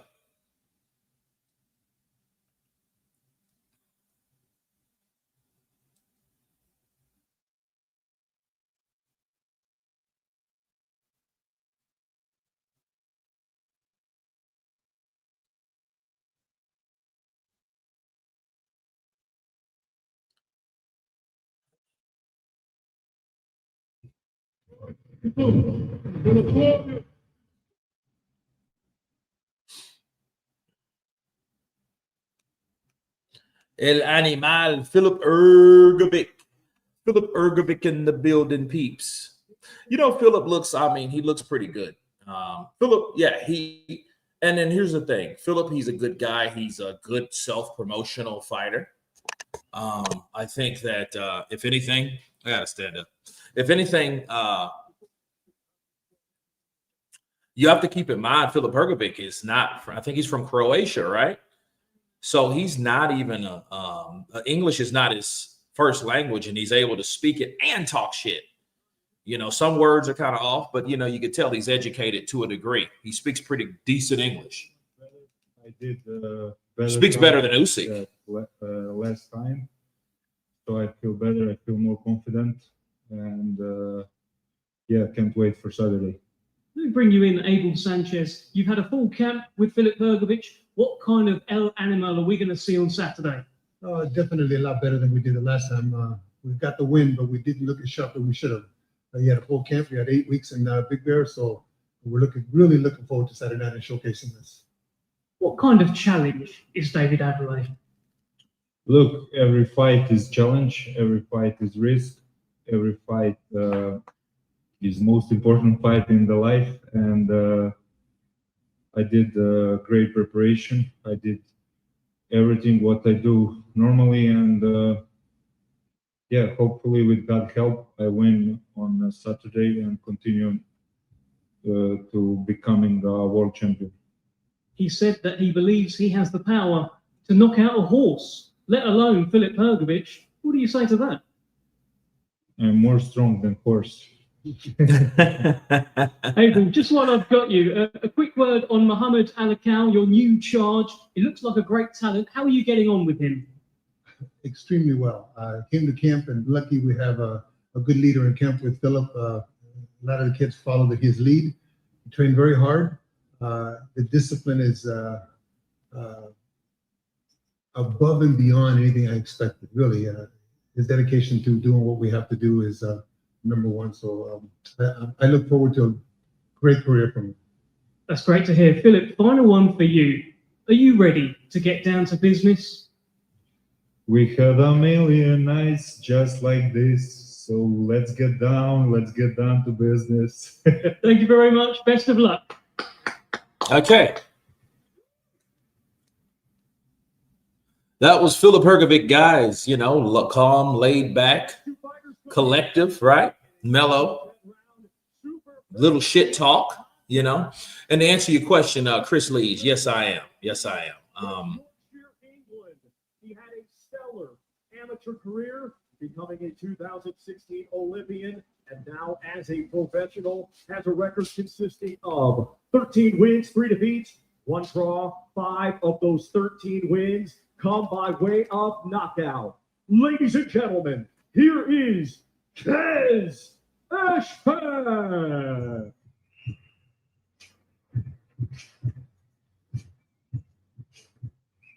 Kez Ashford gloved up as well. We might get to see some paddwork. Okay, so I don't know this cat here. But we get to know him and know what he is and what he's about pretty soon, don't we?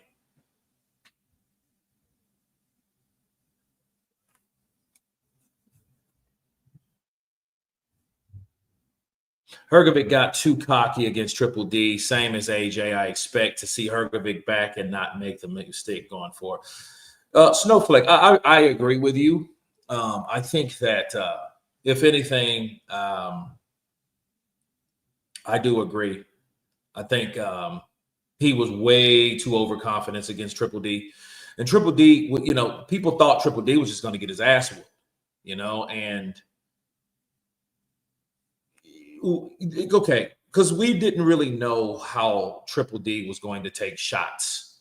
I mean, constant shots, consistent shots from someone that knew how to throw shots, that wasn't going to gas out necessarily. And Philip thought, all I have to do is give him about 3 or 4 rounds of constant pressure and connect my shots constantly, and I'm going to get Triple D out of there. So, you know, he was just more like, bah, bah, bah, bah, he was leaning into these shots, and you know, Dubois was taking them. But see, also though, Dubois was actually able to land back. See, Dubois, as long as he knows that mentally he has a shot and he's landing, he's not going to stop fighting. You know, Triple D could have probably one of the fights of the year as long as he's hitting you back. See, that Usyk shit wasn't going to work because he wasn't hitting Usyk like that. He wasn't catching Usyk. So it was like a lost cause. Like, dude, I can't even hit this motherfucker. So if I can't even hit him, what am I doing here? And one thing we notice about Daniel Dubois, he's not this one-punch knockout artist either. I think, and I've always thought, someone like Zhilei Zhang hits harder than Dubois. I just think that, you know what I mean? I think the way Zhang lands into these shots, I think his counter ability is better than Dubois. I think Dubois is just raw power and brute force, and you know what I mean? He has some boxing ability, but he likes to come in there and, you know, give it a go. Not sticking to boxing for a career and picking prison for years is my biggest mistake. Damn. Well, hey, again, man, it's a lot of people that did both. You know, Tony? You know what I'm saying? A lot of people that did both. You know, look at Bernard Hopkins. Look at Clifford the Black Rhino ATN. Look at Mike Tyson. Look at Tony Ayala. A lot of people went to prison, man. Mm-hmm. Ike Iberebuchi, prison. Did both. You know, I mean, it's just one of those things. It's just really one of those things. Yeah, is fighting cringe? Then go watch hobby horsing. PBC fanboys. You say white people haters. No, not necessarily. Because, I mean, that doesn't account for the people that are Latino that likes PBC fighters. Like Danny Garcia and Caleb Plant, and you know, you had more than that. I just can't think of them right now. All the other Latino fighters, you know, you had a lot of those. You had the usual suspects. You had the Cuban fighters, you know, which it was sad because you don't know where to put like Cubans from Afro Latinidad. You know what I mean? Afro-Cuban fighters, like where the hell you put them? You know, put them in the Latino category. But it's like the issue with that is tú no hablas español, tú no hablas inglés. So if you don't speak English, but then someone looks at you and then they view you like Floyd Mayweather, by God, don't fight like Floyd. You better be more exciting. That's why Rigondeaux and Lara didn't really have a chance. Because you got a guy that's 5'8", 5'9", coming around, barely being able to hit him, boxing you from the outside. You can't hit him. Arm reach is 75 inches. You know, we didn't need that shit then. We already had a Floyd. You know, and then some of the people hated Floyd because he was this charismatic, flashy black guy. We don't need a charismatic, flashy black guy part 2. We don't need a junior.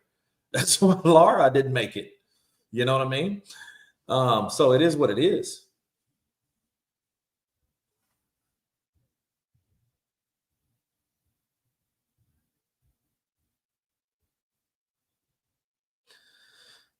Wilder fans are pure delusional. PBC Whyte hating cult Heyman mob.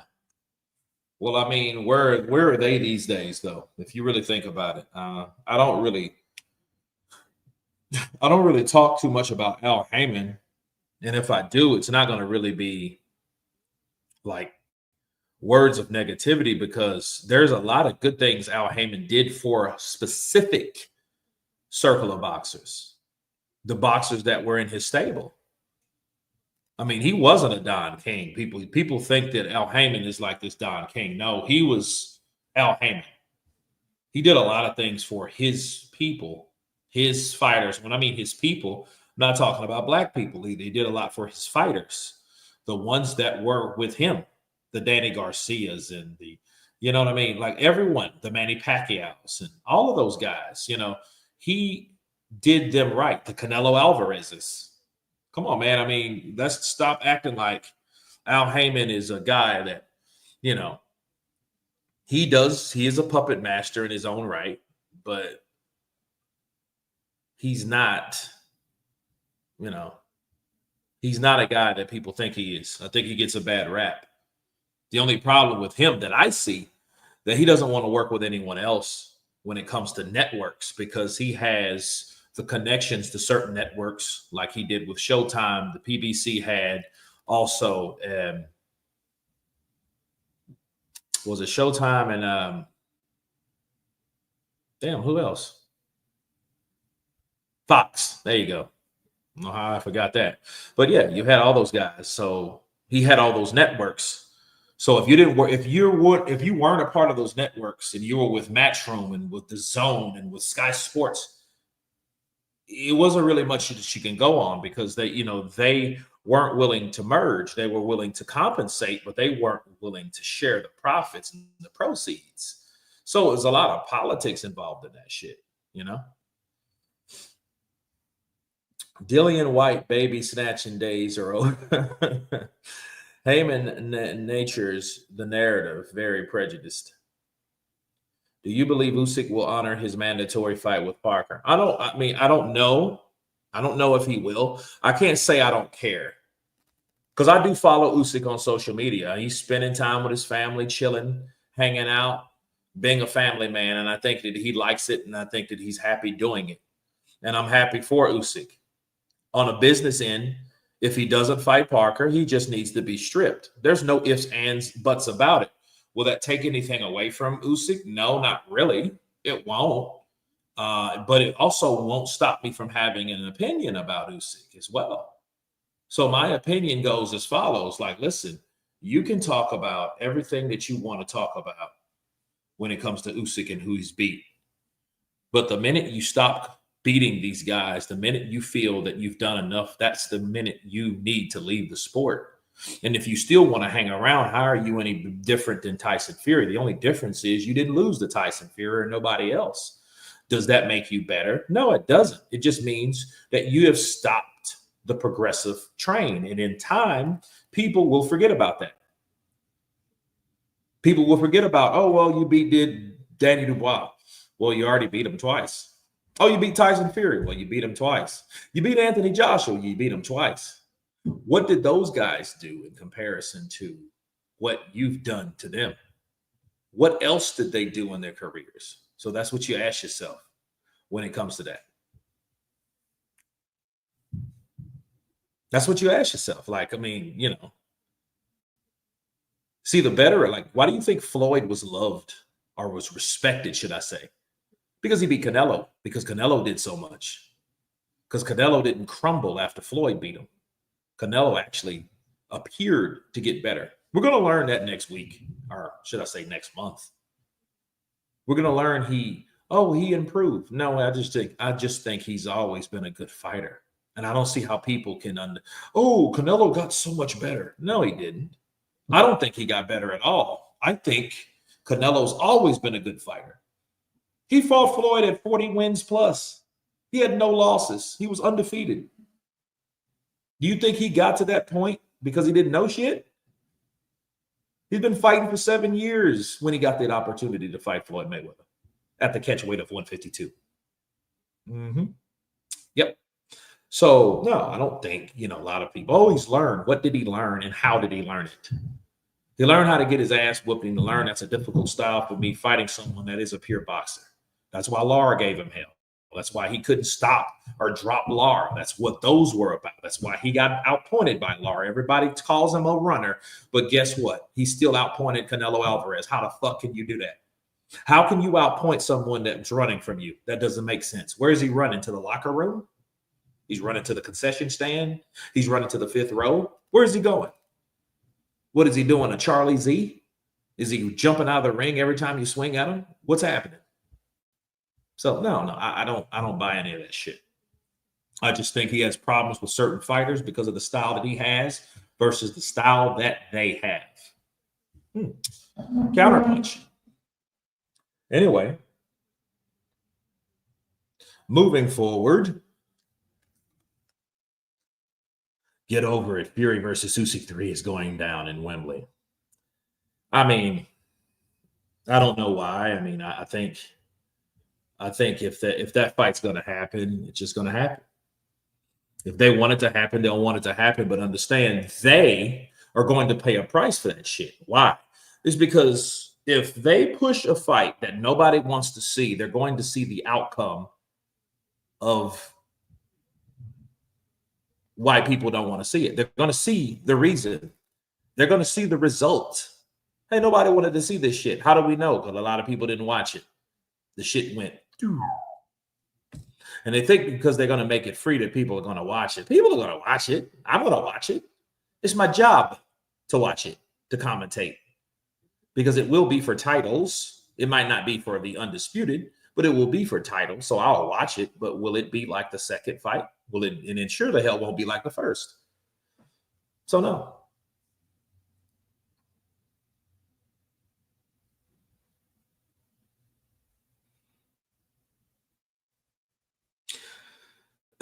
Moses wins by quick KO. I want Moses versus Bakali. Why not? Why not? Why not?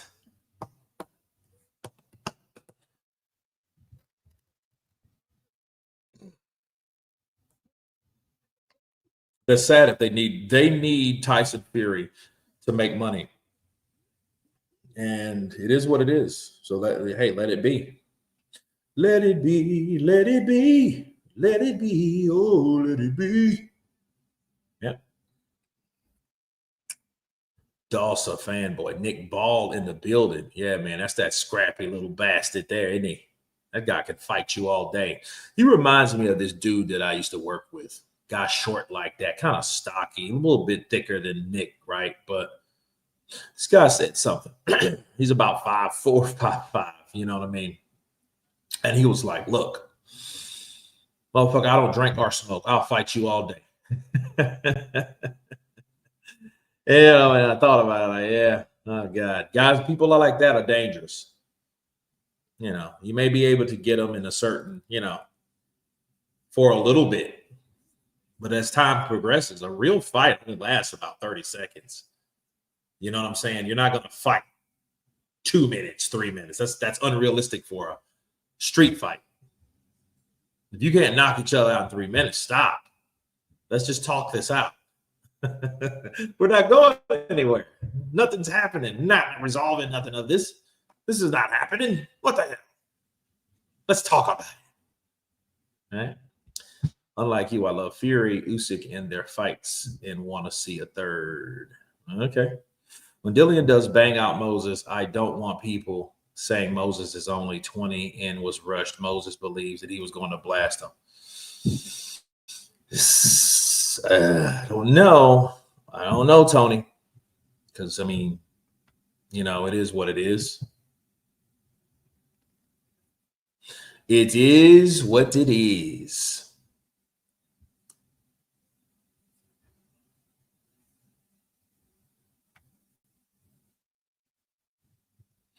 I don't want to see Luke Partridge do anything anymore. Sick of his ish. Well, I mean, if he's retired, I just think I would respect Tyson Fury if he just did something that he said he's going to do and stick to it. The moment he starts doing this, and I think if he just stays out of the sport and keeps the same claim, he'll be fine. And I think people will then start taking him seriously as a man. I think they'll start respecting his character. But the minute he keeps on jumping in and out, doing this, then doing that, you know what I mean, back and forth, people they get tired of that bipolar bullshit, man. I used to work for a guy that was like that. You know what I mean? And people were really sick of his shit. He would come in and then he would like, hey, man, I'm tired of this, man. But you guys got to get your shit together. Man, you got to go on. Sounded like Tommy Gunn from fucking Rocky 5. You guys need to get your shit together, man. I'm tired of telling everybody's weight. I'm tired of these numbers keep dropping. These numbers keep dropping. He comes in, he slams the door, and he comes out 5 minutes later. Hey, man, what's happening? You all right, man? Good. Hey, man, I love you, man. You good, man? And you're looking to yourself, you're like, we just heard you go off on the whole store. And now you come out like fucking Dr. Jekyll, but came in looking like Mr. Hyde. What the hell? Here is Dillian, the body snatcher, Whyte. Here we go. Too late now. We're back on it. Okay, here we go. Here we go. Dillian Whyte, he's waving to everybody. Hey, this fucking we going, man. We're ready to fight this guy. Everybody says he's the top dog, you know. So, you know, I just want to tell everybody, you know, I'm ready to fight. I love to fight, man. So, I just tell you, man. You're so broke growing up, you know. I just wanted to fight, buy my kids and take a Genesis, you know. That's what I do. I just give my kids something that I wanted and I couldn't have. I seen it time and we live it, you know, man. He said Partridge is not a bipolar. He's just a liar. I don't know. Yeah, let me mute that there before we get any issues. Yeah, they care, man. Kurt Whyte. Yeah, that's me, Dean and Kurt. You know, it's my brother from America. You know, my dad got around you, so you know, man. Nah, man, it's crazy.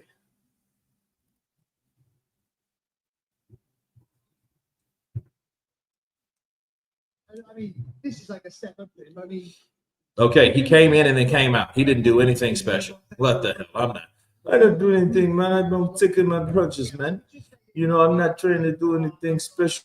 I'm not trying to show anybody anything, man. You know, Ben Davidson can suck my balls because I think he's a piece of shit too, man.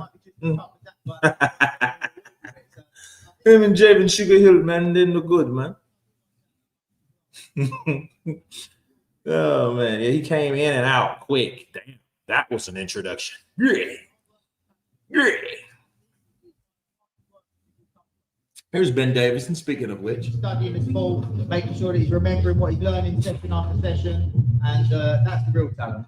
Not much of a media workout from Dillian Whyte. He's greeting who he needs to greet ringside and take himself until he didn't get to see. What do you do with this fight?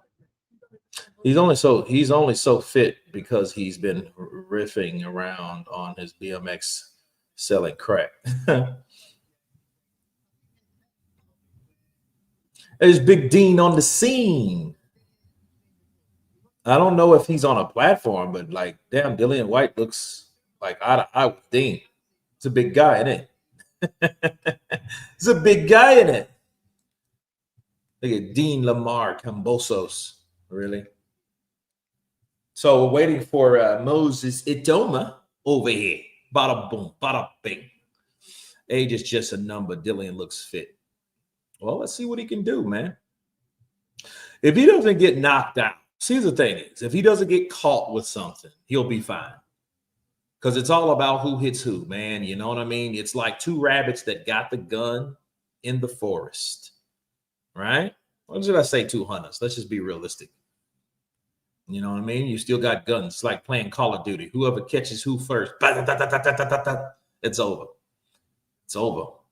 Ben looks like a competition winner. Dillian looks fit because the boogers off, takes some stuff and comes back like Balboa. Dude, stupid. Why is this chat filled with window lickers? The fuck? What's a window licker?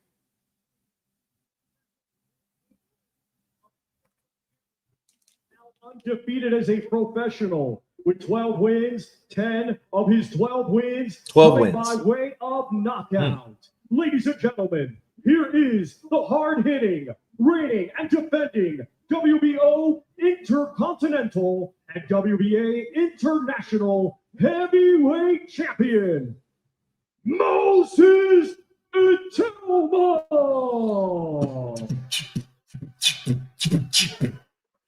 Moses Itauma. Bloody hell, mate. It's going to be the next AJ. Okay, so here's Moses. He's coming out. Yeah. This gut is off. This gut is off the chain right now.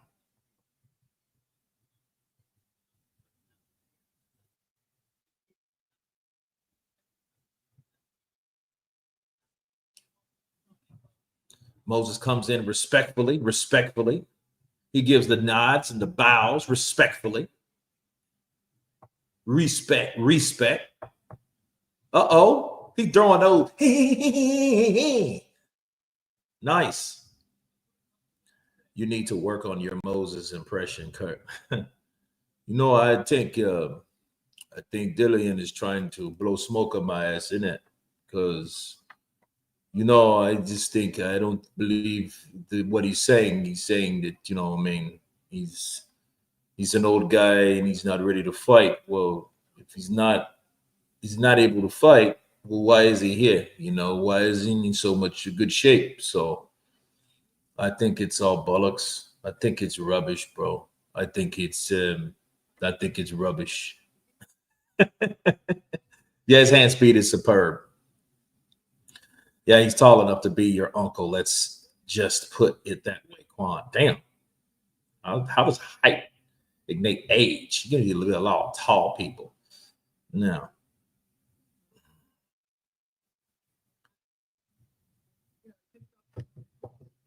Moses talking to my man now. Hello, Automa. How are you doing today? With the force and the swift combinations that you possess, how do you expect to do against Dillian Whyte? Are you just expecting the same type of outcome? Gareth Davis. Hello, guys. How are you? He's handsome.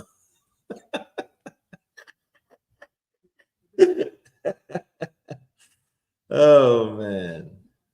He's bloody handsome. Don't mind, that's the chubby. I get that way around these fighters. Don't worry, Kurt. I'm never concerned of what Fury fanboys talk about. They love to online troll. That's why I'm on the lab chat for the impression. Oh, man. I did this because I thought he was doing that. His ability to process is second to none, which is rare, which at any weight is a great asset to have, but at heavyweight, it's exceptional. So he's thinking, and Heard a big voice. I tried to do this because I saw that, or I picked up on that. Brilliant. And there's never a session where you ask him, I want you to do more of this today. There's never a session where he won't try to do that. That's what you can never ask for. He said he's heard Gareth a backdoor butcher. Don't care if he is, but he comes across real camp. I've heard camp. What does camp mean? What does that mean? What's camp mean? I'm not educated in these terms.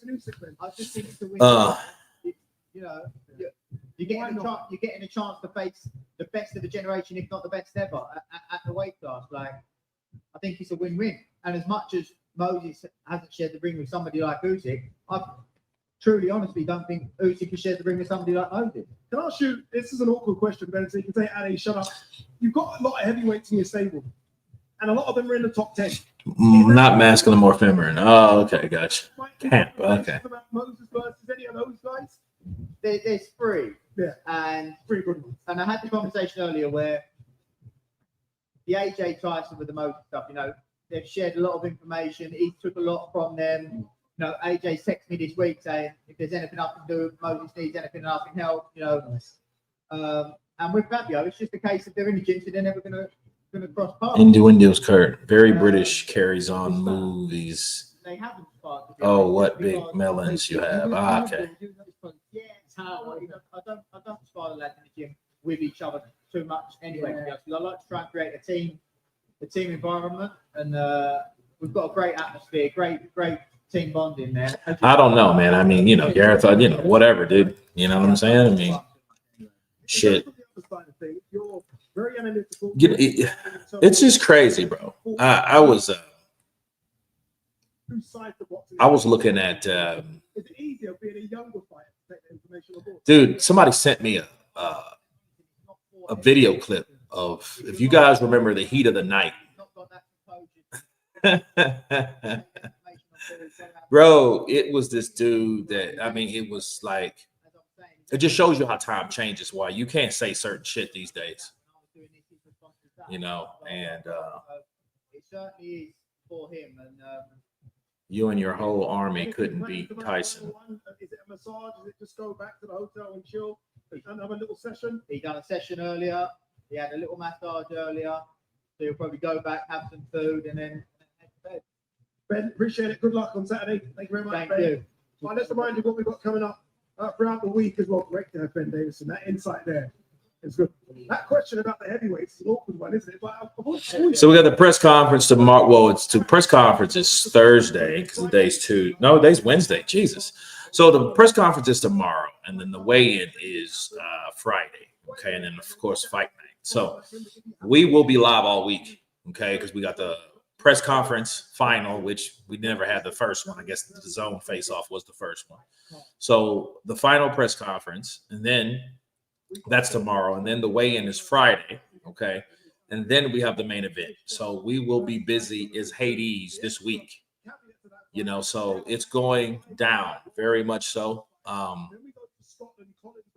So I'm glad that I was able to see that with you guys. America feels like a cult. I don't know. I don't know about that. I think because I mean America's everyone's here, but then that's kind of unfair to say too, isn't it? Because you guys in the UK, you got guys from everywhere too. So it's all kind of people that are coming in. It's not just British people and British people only in the UK. It's people that migrated there like here. You know, people talk about the melting pot, but I think the melting pot is melting pots of other melting pots, right? So, yeah. Michael Hunter versus Big Baby Miller, 50-50 fight for me. I don't like that fight because here's the problem. It's almost like we only got one American that we can support, so it got to be the American that wins, which I think is fucked up because it's like Michael Hunter needs something besides a Jerrell Miller fight. Michael Hunter deserves something more. You ask me, I think Michael Hunter is fucked up again. I think Michael Hunter made a bad mistake taking on Don King, going against Don King. You know what I mean? Because Don King, because sometimes you have to wait for your own opportunities to unravel. Your own window needs to become open. But you can't board it up stating that nothing is happening for you. No, you just boarded up your window of opportunity. You just closed it and put nails on the motherfucker. That's what it seems like to me. You know what I mean? Like he was in position for something. Fighting Jerrell Miller ain't gonna do shit for you besides probably get you in a fight that you end up injured. You're older now, so it's not gonna get him anywhere. And I get, yeah, he's in. I'm moving. You see, he's in there with Turki Al-Sheikh, but that's not really meaning you're in there because what you gotta do for Turki Al-Sheikh, you have to impress this motherfucker. So that means he has to go out there to do something against Jerrell Miller that maybe he can't do because nobody else has done. Now he can berate him with punches and bunches, and Michael Hunter is a hell of a boxer. But the problem, because he beat Bakali, he gave Bakali that true ass whooping. He was the one that did it. Michael Hunter, the bounty. So we can't forget that. However, there's been enough people that has done that. You know, Efe Ajagba was able to do that to a fat ass Bakali. So it kind of scorched some of this credibility from Michael Hunter. But Michael Hunter is a guy that should be, at his age, should be fighting for a title, not fighting Jerrell Miller. You go up. You don't go sideways. You know what I mean? He's trying to go diagonal almost. No, you got to go straight up. I think Hunter is in the wrong. Hunter is trying to get a fight before the Pulev. He shouldn't. And I know what's going on with Michael Hunter. I know. I know Michael Hunter. I talked with Michael Hunter. I've heard conversations, which I won't repeat because that's something that I talked to him and he talked to me in confidence about. But Michael Hunter, bro, has been fucked around a long time. And I understand that. And you see what it is, Michael Hunter is damaged by the politics of boxing. He is. He's a damaged fighter, okay, business with negotiations, okay? And I think he knows that the clock is ticking and Father Time may be ringing that fucking bell. And I understand that. But at the same time, if you know that's the case, it's almost like being in traffic and like, dude, I've been in traffic for fucking 3 hours on the same street and I haven't went anywhere, right? But then you get a green light and the traffic is deciding to move forward. And then that's almost like when the traffic decides to move forward, you turn around and go the opposite direction to try to get another route, which will probably cost and take more time from you doing what you did. Instead of you staying where you were to get what you want and where you want to go, you decided to turn around. And now you got to figure out another route to get to where you're trying to go in the first place. And I think that's what's going on with Michael Hunter. So, Michael Hunter, I think he pulled the same shit with the Philip Hergovic and the Eddie Hearn thing. He worked with Eddie Hearn, and I think Michael gets scorned. He gets pissed with these guys, and he's like, fuck you. But what happens is sometimes saying fuck you ain't the best option. Sometimes you got to roll with the punches. And I mean, there are other punches besides the ones that's in the ring. It's the ones that happen outside the ring. The ones that happen outside the ring are the ones you have to be ducking, slipping, and bobbing and weaving with and from. Okay, and that's what Michael Hunter is fucking up. No, he's saying he's not with him. He's saying when he's not with him. I have a video detailing it all. Dude, I made 15 videos yesterday. So I will have videos for the next 2 or 3 days that are scheduled to go out. And Michael Hunter and Jerrell Miller and Don King is one of them. I don't know if it's out yet. I can't remember when I scheduled it, but it's out. It will be out soon. But nonetheless, Don King, fucking with Don King, first of all, this is a seasoned veteran when it comes to lawyers and things of that nature and things that he puts in contracts that maybe people don't understand. That's why you need lawyers that are knowledgeable of the terms and what they mean. How are they really defined and how are they used to know what the hell they mean? There's a lot of tricky stuff with contracts, with how people say we may be entitled to rescind the offer. If you know what rescind means, I had to learn this shit about. Rescind, I had to learn this shit in 2007. I thought rescind means something you redo. When they say rescind, they mean take back. That's one of those terms that you're not familiar with if you don't know anything about corporate America or corporate terms that people use in business, especially when it comes to contracts. So when you get hired or things like that, Don King will take Hunter to court and ruin his life. And look, here's the thing. He'll take him to court, and while he's in court, he'll be wasting fucking time, won't he? And I don't think it's the time that Michael Hunter has, bro. But I mean, I can't tell him. I mean, we're cool, but I mean, I'm not close enough to tell him that, but I would tell him that. Like, yo, man, don't do that shit. Stick with Don King. And I know Don King has probably did some shit that he's not cool with. Again, Al Heyman is not Don King. But the thing is, I don't know what the stipulations were that made the terms unreasonable to Michael Hunter to pull out. You know what I mean? But the thing is, if you signed a contract, man, I don't know. I have to talk to Michael about that, but I don't like it. You're going to fight Jerrell Miller? Who the fuck has knocked out Jerrell Miller? Yeah, you can outpoint him and bob and move and, you know what I mean? And that's not going to impress Turki Al-Sheikh. If anything, it's going to make him respect Miller more because Miller is a guy that's durable, that comes forward. Anybody likes somebody like that. And it seems to me that the fighter that comes forward, that throws punches, regardless if they land or not, if he's the aggressor and likes to engage, that's what's going to impress Turki Al-Sheikh, not someone that knows how to box and move. He didn't give a shit about Stevenson. He didn't give a shit about Haney. No. There's no room for that. That no running rule, who the hell you think made that up? Turki Al-Sheikh made that up. He didn't want people to move around the ring and box from the outside and play it safe. He doesn't want that. Michael Hunter chose the biggest payday. It's simple. Hey, if that's the case, I mean, if he's getting paid the amount of money that he's getting paid, okay. Because money talks and bullshit runs a marathon. But, he's his own man, so he knows what he's doing, I guess, and I hope. But fighting Jerrell Miller, what if he loses at 37? Michael Hunter's 37. And I was like, damn, I didn't know he was 37. This motherfucker's close to my age. You know, I thought he was like 34, 35, but it's crazy how time flies. You know, Pulev is an easy fight for Hunter, and he has a regular title. If Hunter messes this up, it will be hard to feel sorry for Hunter. That's true. That's true. Because do you go for the money right now, or do you go for the long game later?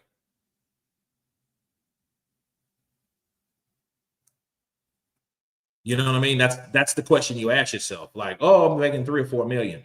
If Michael Hunter ain't seen that type of money in a long time, it probably is a temptation that he probably fell for. So I don't think Hunter beats Miller, though. And he might not. See, the thing about Miller, though, he could outbox Miller. A lot of people can outbox Miller, but can you out-tough that motherfucker? Can you out-hustle a Miller that's in shape? A drug-free Miller, a weight-free Miller, a Miller that's about 285 pounds, that does throw 40, 50 punches around. Can you do enough to convince the judges that you are winning this fight with that big motherfucker? He's like a big-ass warthog coming at you that nobody's just stopped. Nobody's dropped him. Nobody's, you know, he's been stopped by Danny Dubois, but that's only because he ran out of gas. I want to see Jerrell Miller versus Danny Dubois. I want to see Jerrell Miller versus AJ. I want to see Michael Hunter make it his way, not through Jerrell Miller. But I do understand Jerrell Miller is a friend of Michael Hunter. They are cool. Okay, they are cool. I don't know if he's cooler with Michael Hunter than he is with Andy Ruiz, but he fought Andy too. So they are cool. And for that reason, I can respect that, because it's like, hey, one brother helping another. That's exactly what Adrian Broner was talking about when he talked about Floyd. He was like, if Floyd really loved us and gave a fuck about us, he would give us opportunities and he would make them for us. And people are like, well, how? Well, he could fight me. Because remember, Adrian Broner fighting Floyd would have sold big time at one point. Not now, but fucking 10 years ago, sure. 8 years ago, of course. See, Floyd would have fought Adrian Broner. That would have made millions for both guys. Floyd would have made millions regardless, and then Adrian Broner would have made millions. He probably would have beat Floyd. I mean, beat Adrian, especially at that time, because this was after the psychological and official loss by Chino Maidana. So he probably would have beat Adrian Broner at that time, but Adrian Broner would have at least respected him because he wanted to share the ring with him so everybody could fucking eat. You see what I'm saying? So I think that's what I think that was the problem. I think the problem was, you know, guys like Floyd didn't want to be like Jerrell, you know? So it's Jerrell, Andy Ruiz, Michael Hunter. All those guys are cool with each other, and I think they will all fight each other. And guess what? They're all Americans. We're talking about American fighters that are in a endangered species, right? Endangered species, right? That's the name you should give the American fighters right now. They're endangered. He don't be keeping gays, pretty sure. What the hell are you talking about? Hunter was a tougher fight for Usyk than AJ and Fury.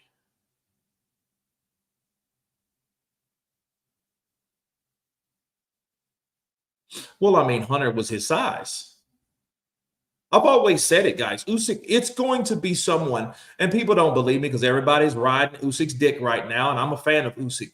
But understand, when it comes to someone, when it comes to the idea of somebody beating Usyk now, it's almost you're a hater because everybody's so sensitive.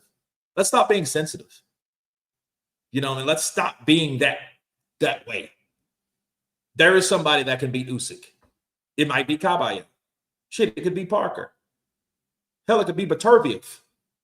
It could be Jaya Pataya. It could be a lot of people that can beat Usyk, especially this Usyk that's getting older. Because guess what? Daniel wasn't a challenge. And like I told people, no disrespect to Daniel Dubois and all, but Daniel Dubois, what would you gain from beating somebody you've already beaten?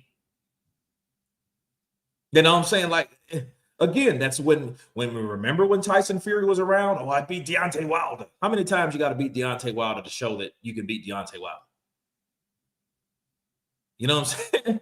I mean, I know he just overkilled it because he fought him a third time with all the court bullshit and this, that, and the other. But at the same time, it's like, bro, how and why would we keep giving you credit for you doing the same shit? And the only difference between Usyk and Tyson is Usyk has fought the same people, but at different times. He's just done, sometimes, most of the time, he did it back to back. Usyk hit the jackpot fighting 6'6", 6'9" guys for the undisputed titles.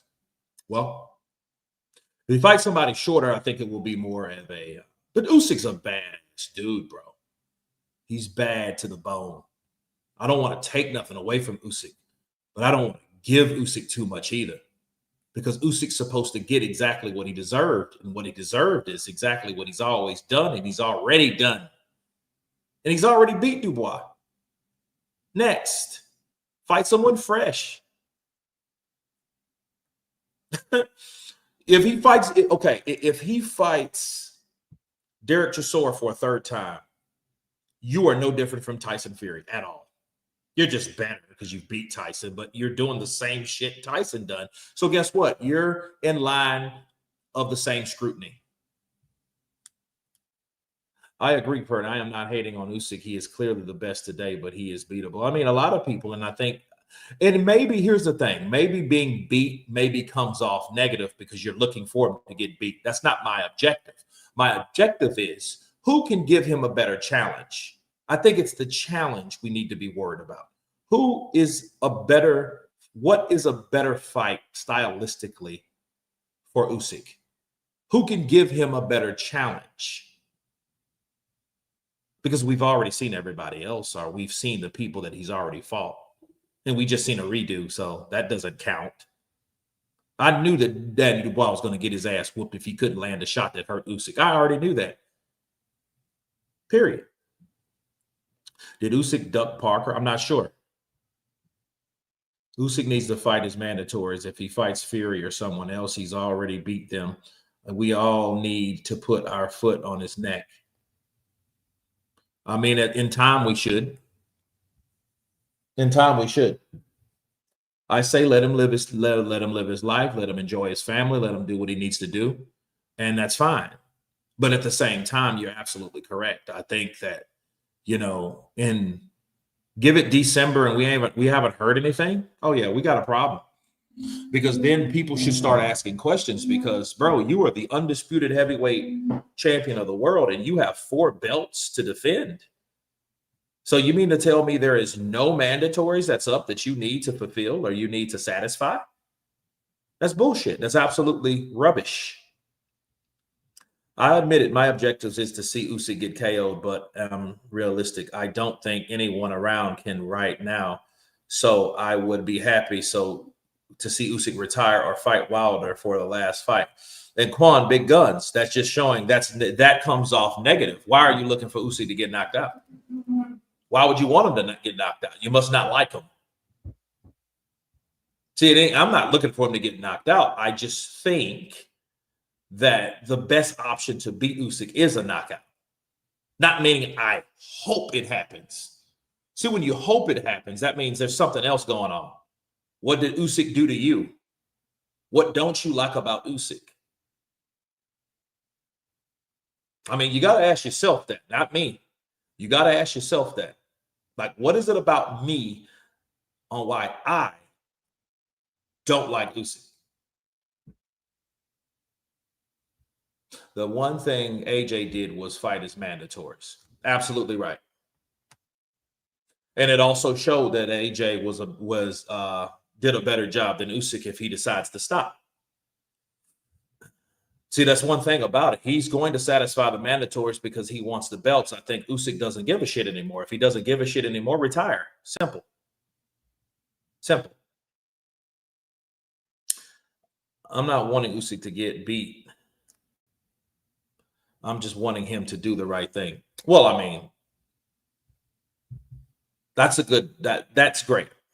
That's great. I think that's what we all should be doing. I think we all should be wanting him to do the right thing. Because doing the right thing leaves no other room for any other thing. that could take place. Wilder versus Andre Ward would be a great fight in Atlanta. Nah, no, it wouldn't. See, Wilder's not big enough, and Andre knows Wilder's not big enough. He's just not a big enough fighter to he's not a big enough fighter to make a splash like that. Andre Ward won't be as excited for a fight. And I'm not trying to put Wilder down or anything like that. I respect what Wilder's done, to say the least. I hate what happened to him in the last couple of years. I really do. I'm really empathetic towards the issues that he went through with his personal life, his woman, and all that shit. But there is clearly a difference between AJ and Wilder, and I think people don't want to admit that. See, Wilder is a guy that's trying to come back, but look at what he has. He fought in Wichita, Kansas. That was his last fight.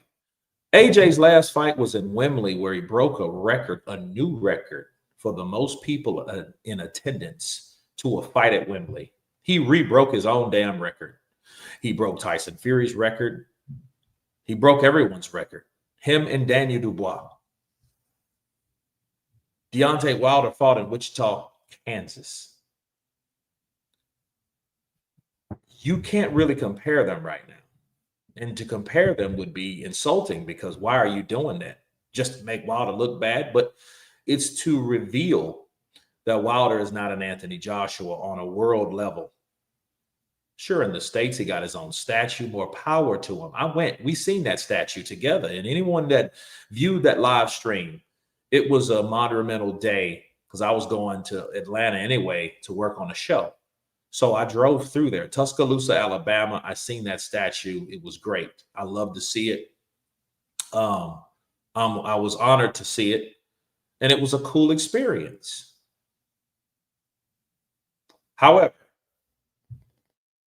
Wilder is not an AJ. Why are we talking about Wilder and AJ? Well, Andre Ward fighting Deontay Wilder, no, it wouldn't be big enough for Andre to come out. That's what I'm saying. So there's a big difference between those two. And Andre Ward knows that. He don't want to fight Wilder. He wants to fight AJ. See, if I was going to knuckle up with anybody, it's going to be AJ. It's not going to be Wilder. It's going to be me and AJ, because I want that money. Wilder shit, you might wait a while. Well, your chick going to be coming, but it's going to come in 6 weeks. 6 weeks, bitch. No. I'm good. I'm good. Just a shame he didn't win, though. I was here when you see that statue. Yeah. A lot of people, man, was in attendance to see that statue. The statue was big. It was cool. Andre Ward wasn't an ish talker, so he is not a big money fight. Well, I mean, he also, people, keep in mind, he wasn't a heavyweight either. And his weight class, I think, was an issue. Think about the monsters are at 175 right now. Some of the best fighters in the world, David Benavidez, Dmitry Bivol, Artur Beterbiev, those guys are all in the same weight class, right? A weight class above super middleweight. And why is super middleweight super middleweight? What's there? Who's there? Canelo Alvarez, right? Okay. But 175 is not popular, regardless of the talent that we have, the melting pot of talent that we have at 175. There are some monsters up there at 175. Unfortunately, people don't give a shit about it 175, and I can't understand it. But it's always been like that, because there's not enough people. There's not superstars at 175. You got pound for pound greats at 75, guys that will go to the Hall of Fame at 175. We will see a lot of that happening at 75. It's just not a superstar division. I'm sorry. Even when Andre Ward was there, Kovalev was there at the time. That was a decent fight, but it wasn't huge. Kurt, Andre Ward is not worth the money. The money in 2025 that he can fight on Bounce TV. Nah, he's worth it. Any man that did what he did is worth coming back. Will he win? No, he won't win. You think that it's unrealistic to think that Andre Ward will beat Anthony Joshua and he's been out of the ring for 7-8 years. You're going to fight Anthony Joshua. You've never been to cruiserweight, let alone heavyweight. So what the fuck do you think is going to happen? You got dropped by Kovalev. Kovalev was a devastating puncher at 175. What do you think is going to happen when AJ catches you? That's going to be one of those fights you don't probably want to see. I don't want to see Andre Ward knock Spark out. I don't give a fuck how much money. He may think it's worth it, but I'm just saying, I don't want to see it. I wouldn't want to see a fight like that belittles Andre Ward. The dude is 6 foot. He is 6 foot tall. He's about Andy Ruiz's height, fighting someone like AJ. Now, the only thing that I can say is maybe Andre Ward can fight him at a pace, you know, because he's shorter, he's smaller, so he can crouch. He can use his ability to get up under AJ shots. And AJ does have problems with smaller fighters. However, the minute he catches you with a right hand, you're done. And then that's what's going to happen. As soon as he connects, then you're going to like, damn, it's going to be like Canelo knocking out Amir Khan. I don't want to see Andre Ward do that. I want to see Andre Ward paid. You know, if he thinks he can do it, that's a mother, you know, that would define his career. But I think, you know, he got out of the game too early. I think it's too late for the shit that he's asking for now. I think it's too late. So, you know, but, you know, Josh was saying payday, payday. Yeah, it's a payday. It should be a payday. You're AJ. It should be a payday. You're AJ. AJ creates paydays, just like Canelo does. You don't have to mimic and mock Canelo. You are also a star, so believe that shit. Understand, I'm the landlord. I make fights happen. I pay your rent now. Right? That's what he should have been saying. Remember the landlord? I still believe AJ can do a lot of damage out there still, but I don't think that he's filling in that Fabio group chat. I'm not hearing much on AJ right now. You shouldn't. AJ should work out, make his own health and fitness seminars and videos, become like an Arnold Schwarzenegger, public speaking, buy a couple yachts, sell around the world, get some concubines, some whores. You know what I mean? Do some white parties on the ocean. I think that would be dope, super dope. And I think he should live the rest of his life at 36 throughout. Yeah. I think, you know, AJ's Playhouse. he should have beauty pageants and stuff like that. You know, strip clubs. But he already has businesses. So AJ's good. Don't worry about AJ. AJ's fine. Ward versus Roy Jones. Great fight for an old boxer. Nah.